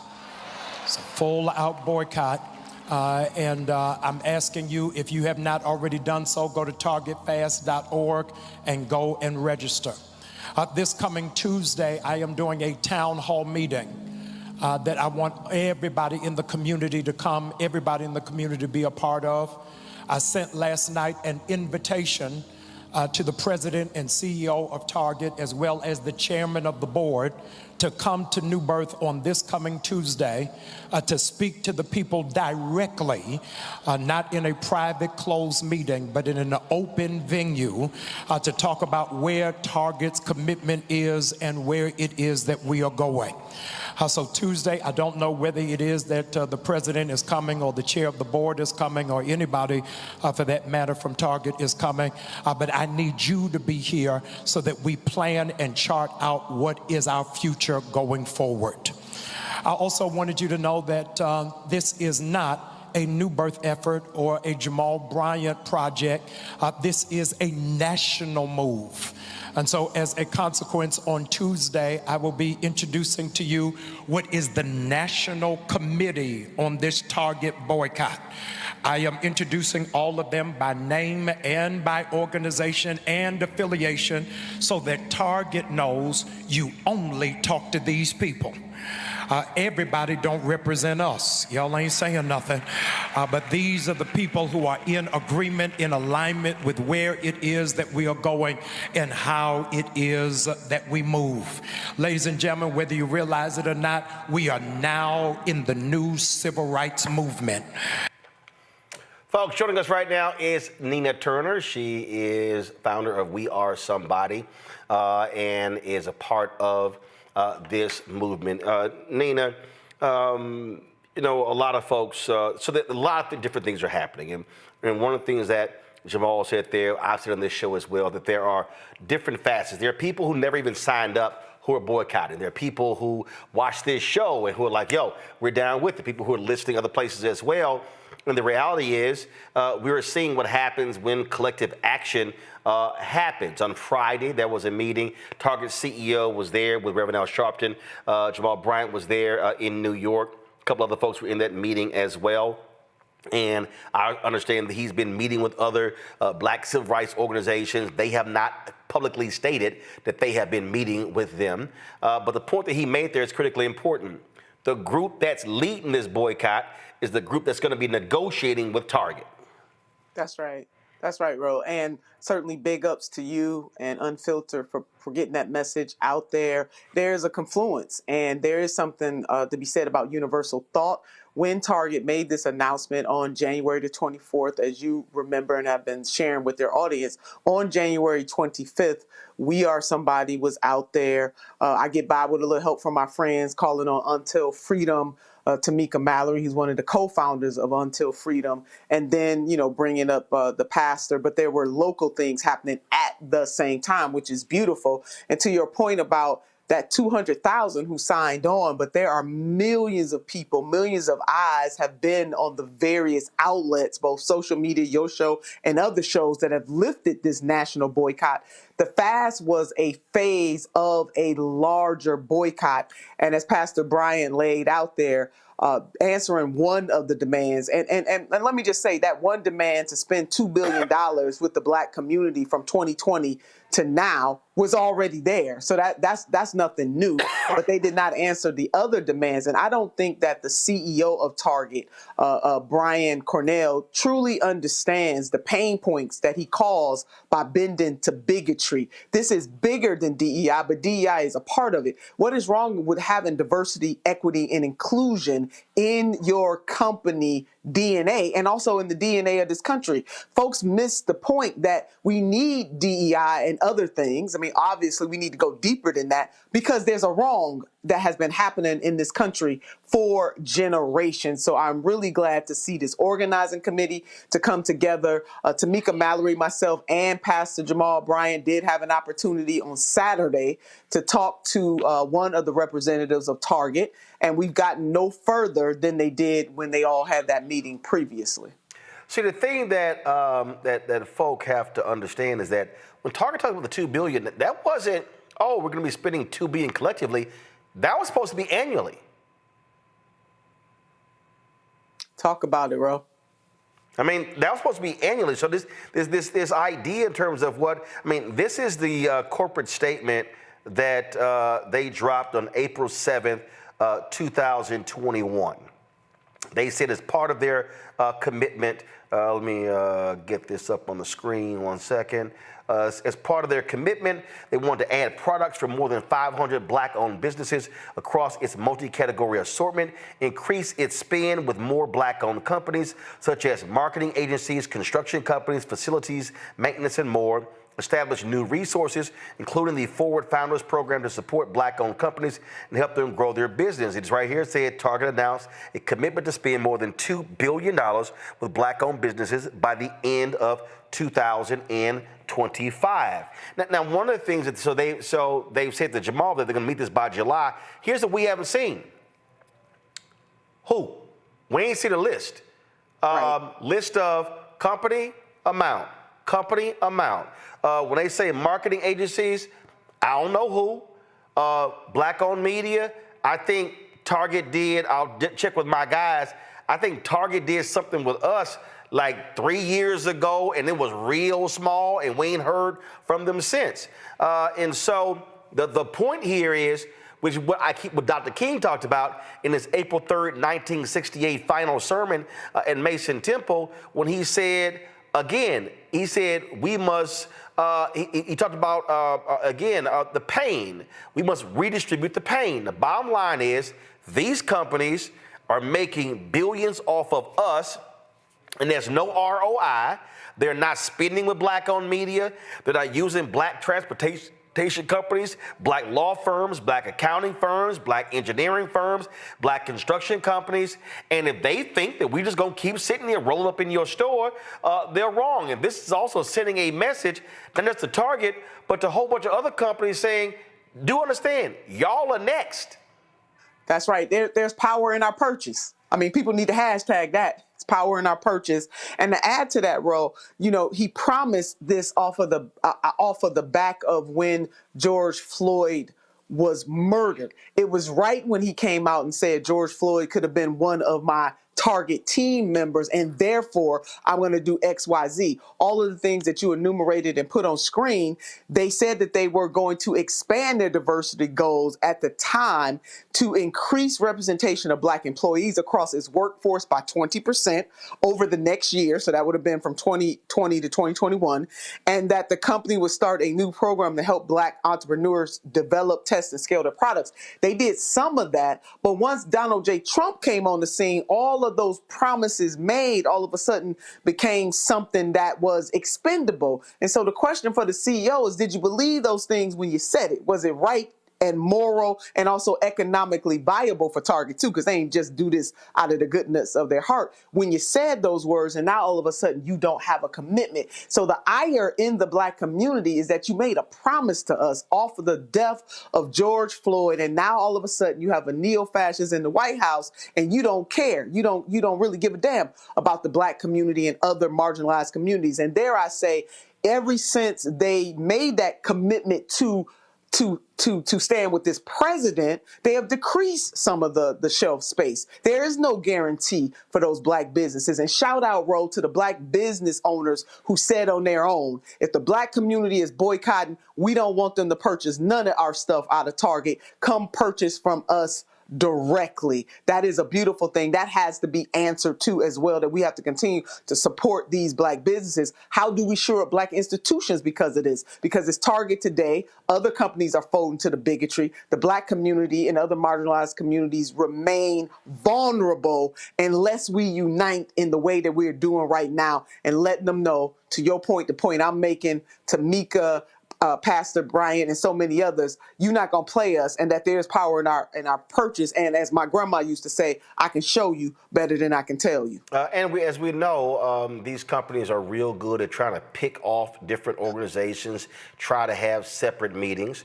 And it's important for organizations to know, if there are any black organizations who are trying to have side meetings with Target, and they are not a part of this boycott, they have not used any of their resources or notified people, if they are not communicating with the leaders of this boycott, we gonna call them out publicly. Because what cannot happen is for folk who ain't invested anything in this effort to then go try to break off a few crumbs by negotiating behind the backs of the people who are actually doing the work. Amen, bro.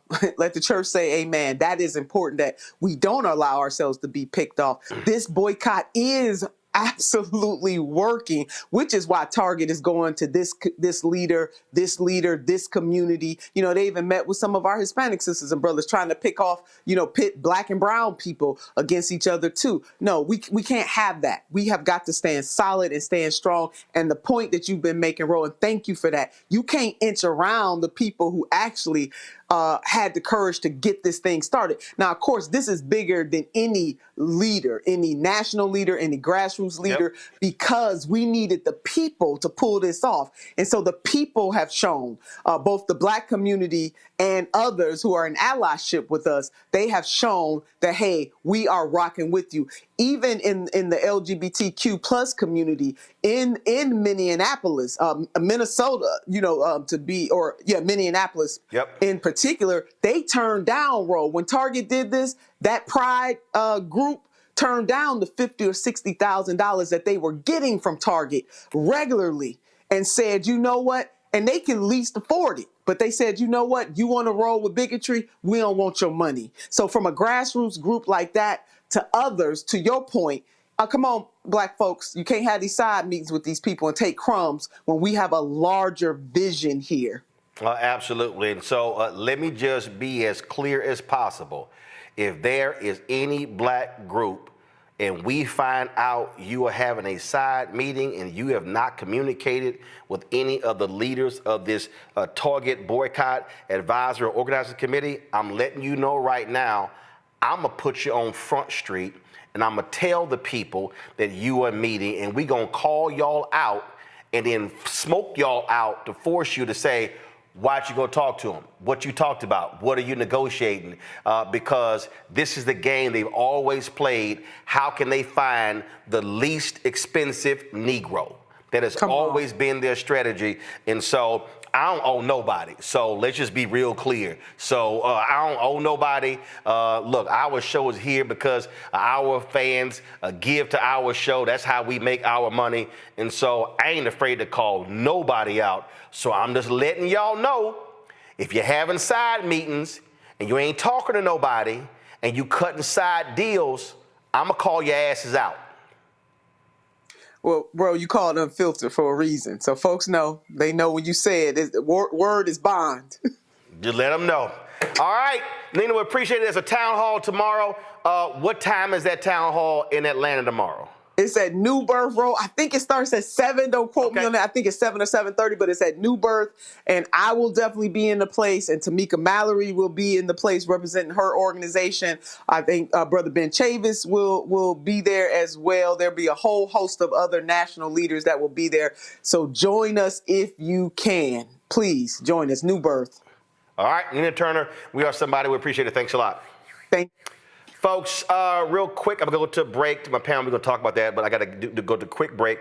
Omar Miller, who stars in the Ryan Coogler movie Sinners, will be joining us next right here in Roland Martin Unfiltered. Back in a moment.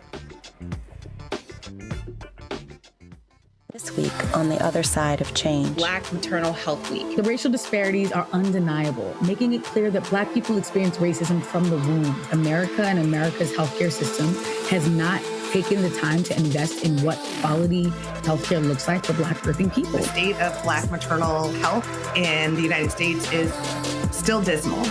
It is environmental racism. It is systemic racism. It is the systems that we are born into. Only on the other side of change on the Black Star Network.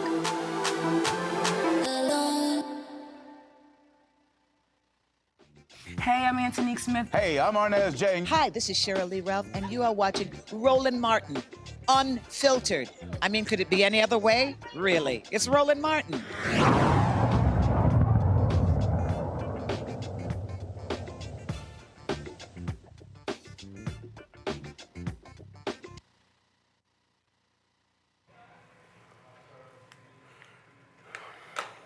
Folks, huge weekend for director Ryan Coogler, actor Michael B. Jordan, and the whole cast of the movie Sinners. Folks, man, they set a record for an original movie, the highest grossing original movie since 2019. They took in $48 million at the domestic box office. Again, setting the new mark for the best box office launch for an original film since the pandemic. It has gotten a huge response on Rotten Tomatoes. Go to my iPad. On Rotten Tomatoes, they earn a 98% critics and a 97% audience score, the highest score for a studio-wide release since Universal DreamWorks' The Wild Robot. They earned an A on CinemaScore, marking the first time in 39 years that a horror film has earned a grade that high from the audience. That is absolutely huge, and they expect to do big business the next several days. Actor Omar Miller is in the movie. He joins us right now. Omar, glad to have you here. Man, y'all all got to feel pretty doggone good. Come on. These sinners got blessed this weekend. It worked out. The thing that's also amazing is very interesting here. I've been seeing all these folk talk about this deal that Ryan Coogler cut where he gets ownership of the film in 25 years. And boy, it's some folks, they hot and bothered. Well, ooh, they got them upset. Yeah, but here's the deal, though. If the movie tanked, they wouldn't be saying nothing. See, the reality is... we've seen quite a few headlines that kind of intimated that they wanted the film to tank. Yeah, absolutely. And an audience has turned out in record numbers. And what's great about this wasn't a cape. It wasn't a superhero. It was an original idea. And I think that's what the public has been craving, something new, fresh, original, and not a sequel or a prequel or the 10th or the 11th of the same tired concept. Well, you know, and I think you've been a trailblazer in this with your company and with your show. I'm a longtime viewer and listener. I want to tell you, I appreciate the love that you always gave Jasmine and I on Ballers, because you were always a vocal supporter, and I appreciate that. And in kind, I try to return the support on your network. And I think that the big thing that we're seeing is it's on us. It's on us as business people, as entrepreneurs, as the electorate. Top to bottom, it's on us, and we have to do what we can to reward the people who actually give us what we want and what we need. Ryan got rewarded by the audience because he delivered a picture which was original, entertaining, educational, nostalgic, and it's something that just lands on you and sticks with you because he accurately portrayed a dynamic portrayal of us as people. What's also just great about it, I mean, it was just sort of like just a wave that was just moving. I mean, over the weekend, I saw folk who were saying, I went in the theater, had no idea what the hell I was watching, and then they were raving about it, and folk were live posting while they were in the middle of the movie, and you actually just begin to see this thing build. There were people who were saying, oh, okay, but on Thursday, Friday, oh, yeah, this might do, 30, 35 million. All of a sudden, it was like boom, boom, boom, boom. That number just kept going higher and higher. No matter what you pay for advertising-wise, word of mouth is still the most powerful form of advertisement and endorsement that you can get. And when people started to see this film and it got unleashed on the public and it really sticks with you, I can't explain it if you haven't seen it yet. There's a mesmerizing effect. Now, as a person in the film, I'm somebody that watches with a professional eye. I actually can watch this film as a fan. And I, too, got mesmerized by the music. I, too, got mesmerized by the visuals. And even if you look at the clip where Ryan did the piece where he's explaining the different ways to see the film, and that went viral.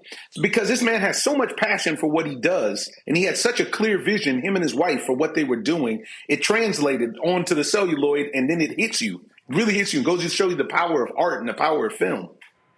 Folks, y'all got the trailer. If you got it, go ahead and play it.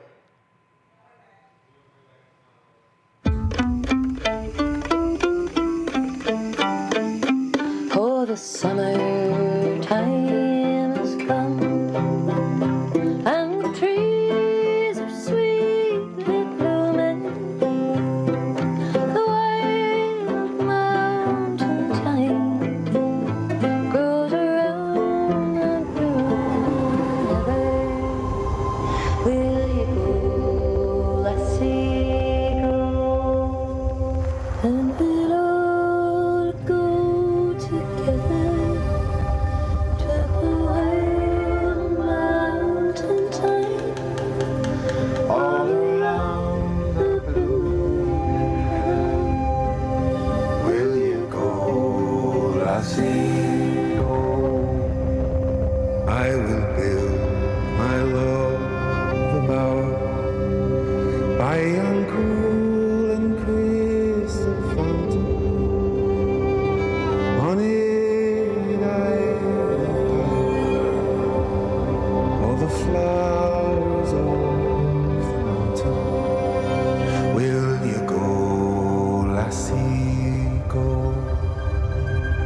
And we'll all go together to the wild mountain thyme, all around the hill,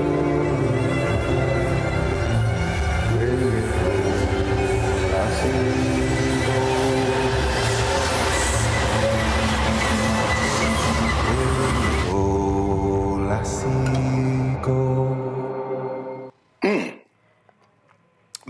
I haven't seen that trailer. That's a new one. It was an original one they released. That was the one they released last week that spoke to it. And a lot of folks, man, are talking about the powerful performance of Delroy Lindo. Oh, I've watched Delroy my entire career, and before I became an actor, I paid money to go see Delroy Lindo in films, like when I was a child and saw Malcolm X in the theater.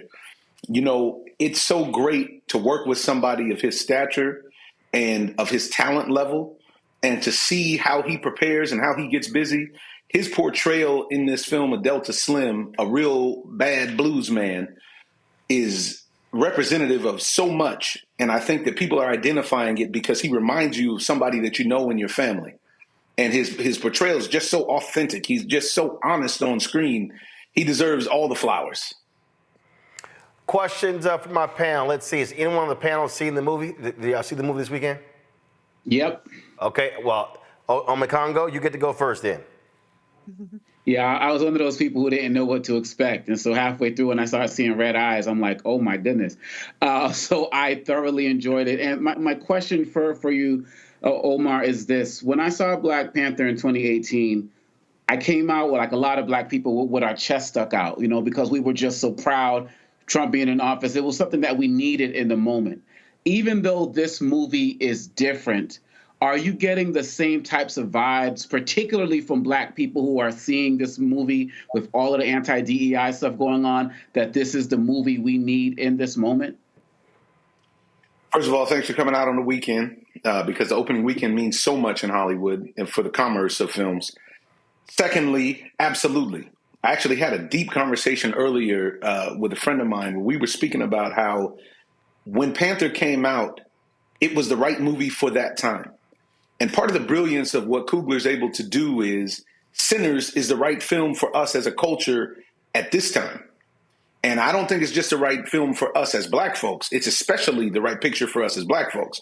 But it's the right picture for Americans, because this film speaks about the promise of America and the broken promises of America and the promise of freedom. And, you know, here we're not dealing with any kind of Black trauma porn film. This is a film you come out of and you feel further resilience, and you recognize that you have to examine where we are in society and where you personally are on your journey, morally, ethically, and what are you willing to do for your freedom? Thank you. Renita? Yes, thank you for being with us, Omar. This is such a treat. I cannot wait to see Sinners. In fact, I'm going to have to see it a couple times in the theater. My question is this. People are saying that Ryan Coogler, they believe he has created a new genre of film, in creating this movie. My impression of this from everything I've read about Sinners is that maybe people are saying that because this is definitely a fantasy film because it's got vampires involved, but at the same time, it's going deep into racial reckoning, it's going deep into showing the reality of living in the Jim Crow South around the 30s. And so do you think that that's why people are saying that? Because you don't usually see something that's both fantasy, but also showing also having like these deep kind of racial conversations at the same time and showing the reality of a period of time in history? Or do you think they're saying something else? It's hard to explain this film without seeing this film, which has made it difficult to market, which is why I think Ryan once again showed his genius with his marketing plan. But I think that what's happening is the genre conversation. He's done something that is so intimate and so personal to him that specificity is landing and creating universality amongst the audience, because the film covers a take on capitalism.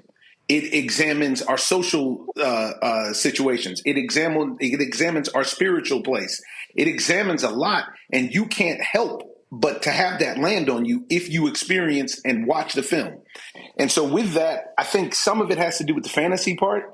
The problem with saying that he created a new genre, it implies the idea that somebody else could then recreate it. I don't think anybody else can make this movie. And I think that if you try to make a movie like this, you have a very, very high bar to meet. Julian. Well, first of all, thank you for being with us. I appreciate it. Let me say, I was very apprehensive. I have not seen the film. Now, after listening to you and seeing that new trailer, I will go see it. I don't like horror movies. They freak me out. I have nightmares about them. What I've heard this described as horror and fantasy, and I don't like vampires either, for any number of reasons. But I'm convinced. But child, you love Jesus. Just go on to the doggone movie. All that damn. Let me tell you something. I'm a card-carrying Christian, okay? I'm a card-carrying Christian. Yesterday, I celebrated Resurrection Day with a prime rib with my mama, who was a Sunday school teacher for 30 years. I'm here to tell you that the film is appropriately titled Sinners. It is not, I wouldn't describe it as a horror film. There's elements of horror in it. There's vampires in it, but it is not a vampire film. And the reason this film is resonating with so many people is because it doesn't sit in one category or one genre. I suggest you give it a chance because the conversation starter that this film is, you won't be able to get away from. In fact, Delroy Lindo said that. He said that this is not a horror film. Julian, go ahead. Well, the question, do I need to bring some people with me because I'm a freak out in there? Yeah, fine. Bring your chaperone. Julian, your ass what? How old are you, Julian? 71. You 71. Why in the hell you need to bring somebody with you to the damn... You may want to bring some people with you, but only because you're going to have to talk to somebody about the film once you see the film. I've never been in a picture that makes people want to speak about it and rewatch it the way that this one is. And I've been doing this for a good amount of time. Okay, I'm going to take your word for it, brother. I promise. I'll give you a refund if you don't like it. All right. Lord have mercy. She just sitting here. Oh goodness. And so I know she don't even know. So I know some folks laugh because so Omar, I have a very strict rule. See, a lot of these movie companies and these streaming services and networks, they never like to spend money with black-owned media. So that's why I don't typically have folk on. So you're on. I understand that. So thank you. I mean, and so you're on because your publicist reached out. I was like, absolutely, you're right. I love you and the sister who's on Ballers. I love y'all. Jasmine. Jasmine, y'all should have had a spinoff because the two of y'all were just hilarious. So I was like, hey, I'm gonna have them on. But that's always my thing there. So let Warner Brothers know that you got on because of you. We count on that, and I'm going to publicize it because of you. And because let me tell you, I appreciate the black-owned business element. I grew up; my parents are entrepreneurs. I know how hard the hustle is, and I know that we have to support if we're ever going to get out of this rat race that we're in, where the they thinks that they can sidestep us and our businesses. Absolutely. And so we do have a scene with you in the movie. Roll it. What y'all doing? Just step aside and let me on in now. Why you need him to do that? You big and strong enough to push past us? Well, that wouldn't be too polite now, would it, Miss Annie? I don't know why I'm talking to you anyway. Smoke. Don't talk to him. You talking to me right now. Why you can't just walk your big ass up in here without an invite, huh? Go ahead. Admit to it. Admit to what? That you dead. So you listening to this? Now we out here playing games, telling ghost stories in place of doing what we ought to do. And what is it we supposed to be doing? Being kind to one another. And being polite. Now, we is one people, and we shouldn't go in barging into other folks' places uninvited, so... You've been in and out of here all day. Ain't never need an invite then. Yeah, something ain't adding up. Can I at least get my money? Careful.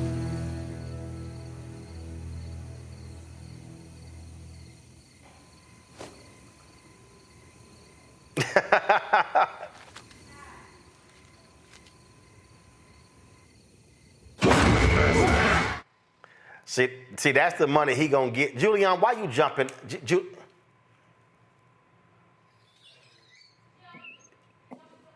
I didn't expect that. That's why. Julian, your ass literally jumping on Skype right now. I'm sorry.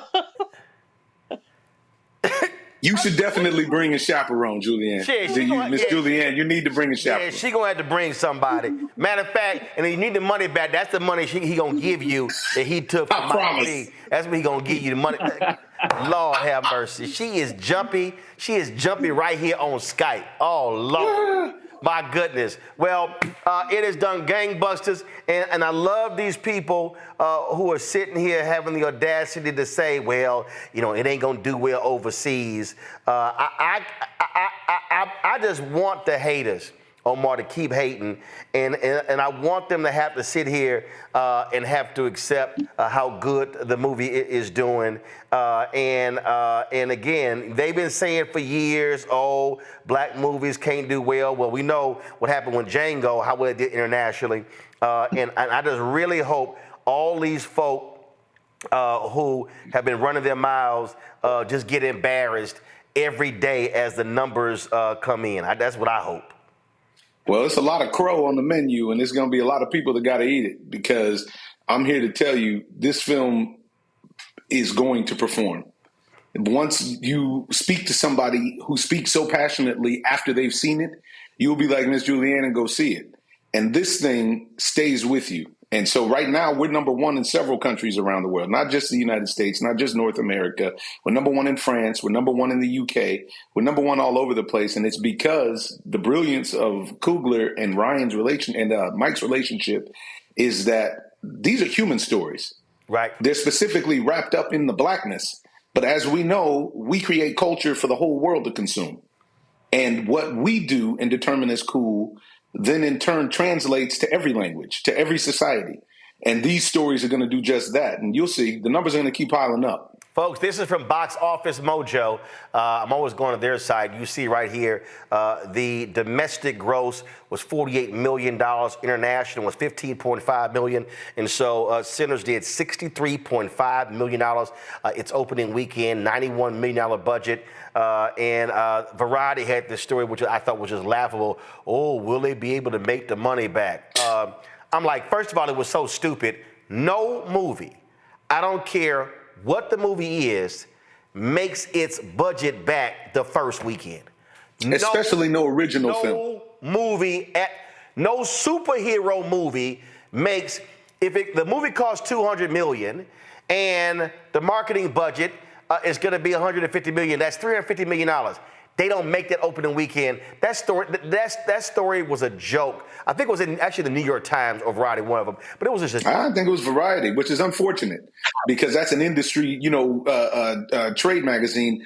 The other piece that is fortunate about that, though, and I think this is the lesson to be had, one of the most vocal voices saying this is a ridiculous headline is Ben Stiller, who is a Hollywood heavyweight who has plenty of box office behind him. And he pointed out that no other film would ever warrant this headline. And he lets you read between the lines on the why. Patrick Schwarzenegger came out speaking about how ridiculous it is. Joe Russo, who I worked with actually before, of the Russo brothers Avengers fame and Marvel fame, came out and blasted it. It's all right. The haters are going to hate. But truth be told, you can't stop this because, as you see on social media, this film is a movement. Sinners is out. Good luck if you can get a ticket, because this thing is going to run. All right. Omar Miller, I appreciate it, my brother. Thank you so very much. Roland, keep doing what you're doing. Thank you to the panel. Thank you for having me. And, hey, man, Godspeed. Appreciate it, my brother. Thanks a lot. Folks, I'm looking for the tweet that they posted, and it really was laughable, Ome Congo, that Variety posted this. I wonder if it's even still up. I purposely took a screenshot last night, thinking that they may delete it because they caught so much flack over the post. So first of all, you see here, 8 hours ago, they have this here, 5 reasons why Ryan Coogler and Michael B. Jordan Sinners ruled the box office, but that's not the one everybody is talking about. I'm looking for, I have the screenshot, guys, I have the screenshot, but I'm purposely looking to see if their tweet is still up. The thing that was just, what was crazy to me is when you see these stories. And in fact, not just them, the New York, I'm gonna pull up the New York Times. Same thing. Their headline was just dumb. How they wrote about Quentin Tarantino's movie, and then this movie here, similar budget, being original. It was just dumb. But see, this is the dumb stuff that we see constantly with this. And let's see. Here it is. This is the tweet. This is why people are criticizing them. Sinners has amassed $61 million in its global debut.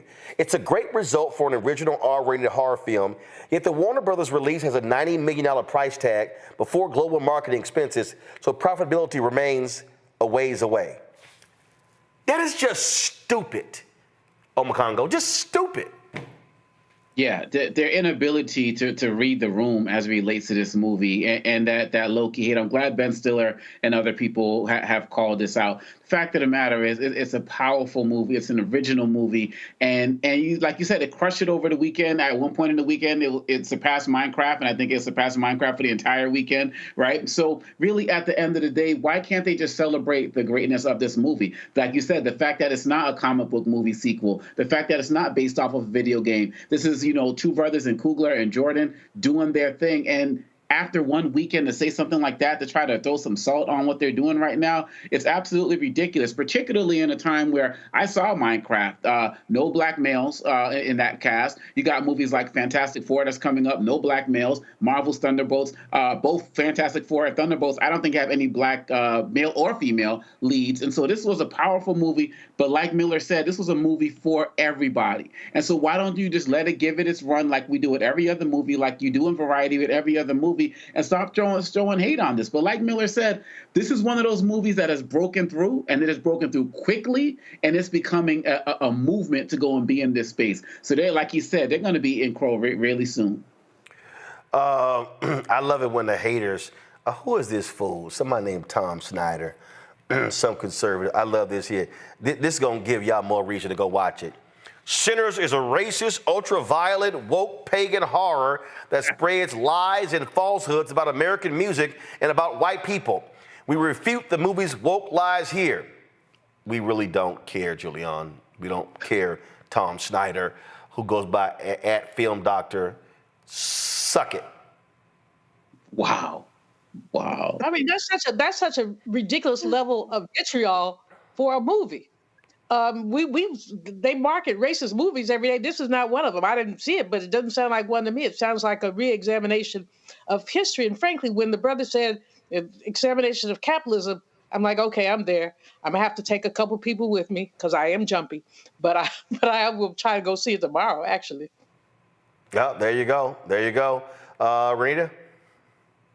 Yeah, as it relates to the both the Variety comment about, well, it's a ways away from profitability, and also the other comment you just read, I think that what is at the root of all this is these are the type of folks who want it to be the case that America does not need diversity. So what they're mad at is not so much about the movie, but they're mad about how successful the movie is doing in a time when they're trying to run these anti-DEI agendas that basically the root of it says all we need is whiteness to be successful in the country, and the country can survive and thrive off of that. And it's just not true. With diversity, companies make more money, products do better. And it is because that reflects the entire culture and it reflects the melting pot that America is. And so they want it to be the case that anything that involves any type of diversity is going to fail. And that's why they're so mad about this movie. But I'm going to tell you this. Like you said before, it's completely ridiculous that they think that this movie is not going to make its budget, because I love vampire movies. I saw a preview for Sinners a couple months ago and was like, I couldn't wait to see it. And I didn't even know it was a movie that had anything to do with vampires even at that point. But once people started to see it last week, and I found out it had something to do with vampires, it made me want to see it even more.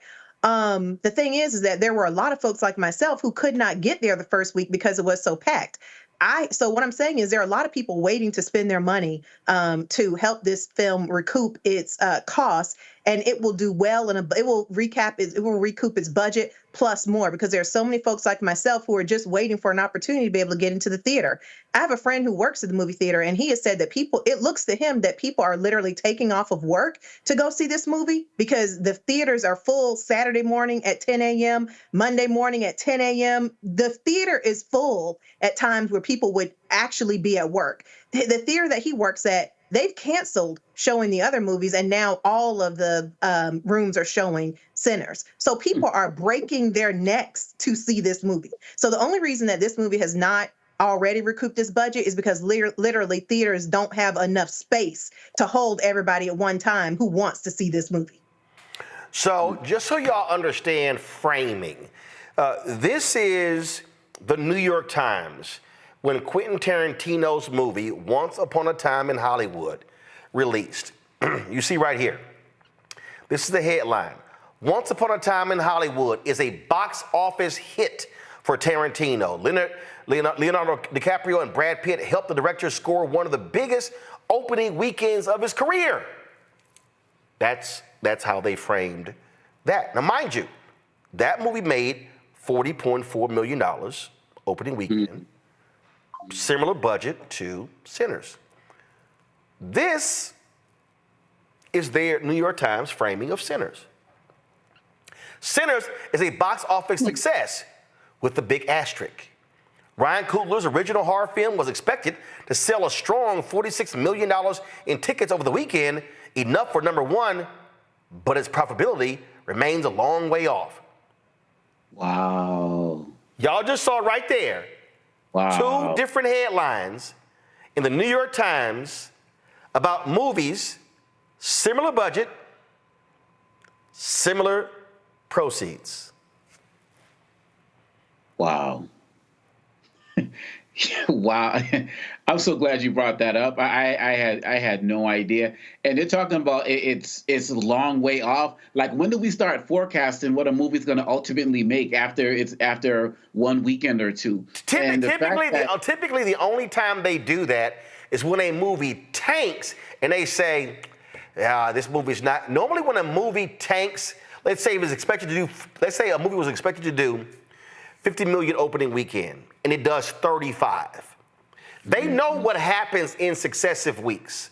That is, your numbers drop. Now, typically, and again, for folks who, because I go to Box Office Mojo all the time.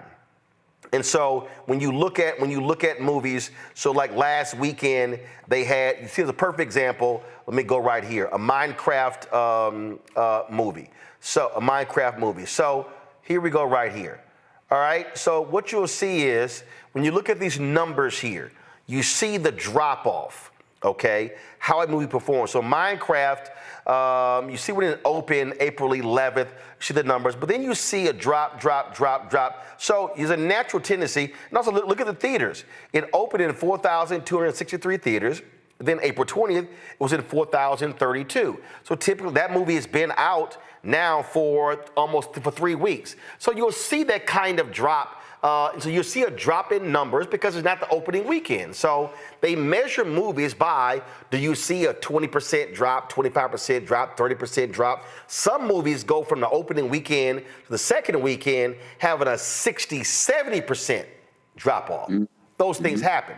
But the reality is, this type of, I would not be shocked if come next Monday, Sinners drop off might be 20% because it's going to have stronger word of mouth between today and this weekend.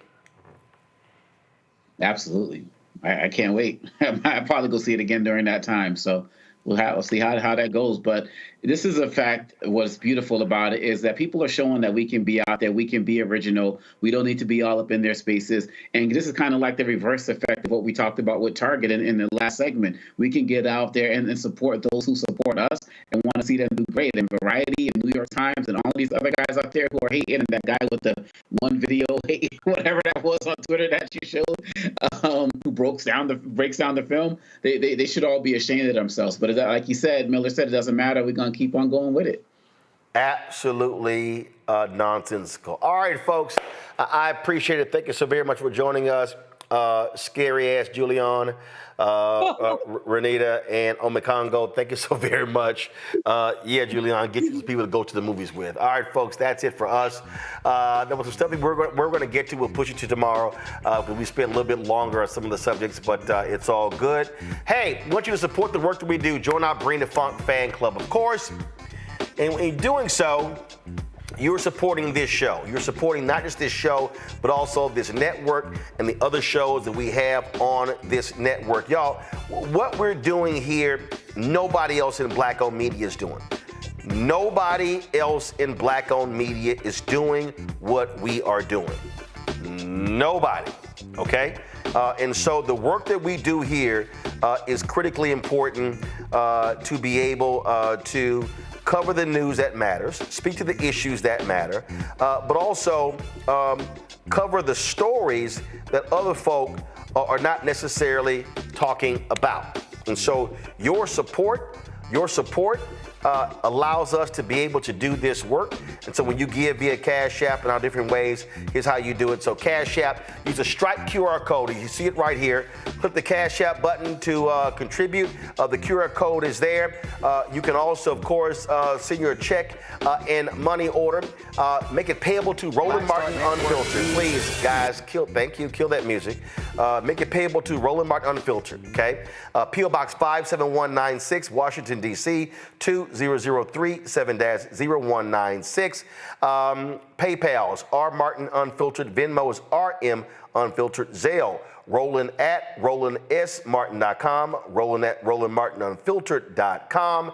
Of course, you can also download the Black Star Network app, Apple phone, Android phone, Apple TV, Android TV, Roku, Amazon Fire TV, Xbox One, Samsung Smart TV. Also, be sure to get a copy of my book, White Fear, How the Browning of America is Making White Folks Lose Their Minds. Available bookstores nationwide.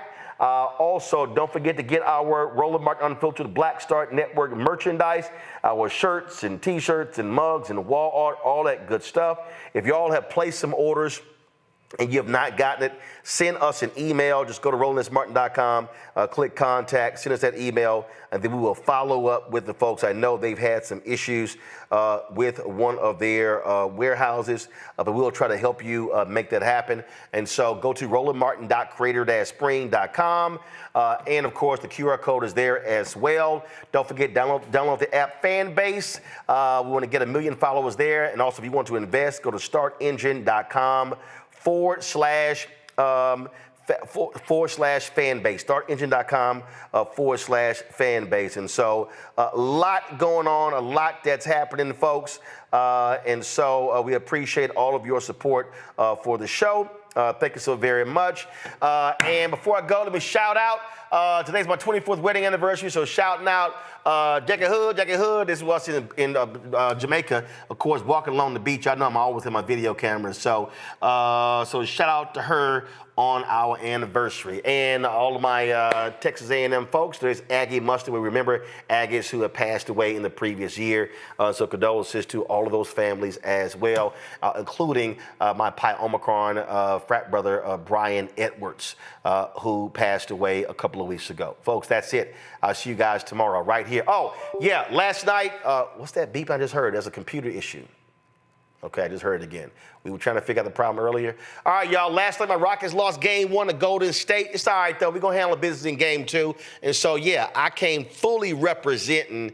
Matter of fact, let me just show y'all. Anthony, go to the other camera. See, some of y'all Henry, who work on the show, y'all, he ain't got no basketball team, so he don't understand about how do you rep your team because he ain't got one. So, you know, I had to go ahead and sit here and rep, of course, with the pants here. You know, we got the Rockets over here, then I got the socks as well. You see the Rockets logo, so this is how we represent. So Steph went crazy last night. Jalen Green, you ain't show up, bro. You got the show up game too. So MA, you're gonna handle the business, and hopefully Reed Shepherd can get some time hitting some three-pointers. And so H-Town down one game, but game 2 is in Houston. So let's handle our business against the Warriors. All right, I'm gonna see y'all tomorrow. Holla! Black Star Network is here. Oh, no punch! I'm real revolutionary right now. Thank you for being the voice of Black America. All momentum we have now, we have to keep this going. The video looks phenomenal. See, there's a difference between Black Star Network and black-owned media and something like CNN. You can't be black-owned media and be scared. It's time to be smart. Bring your eyeballs home. You dig?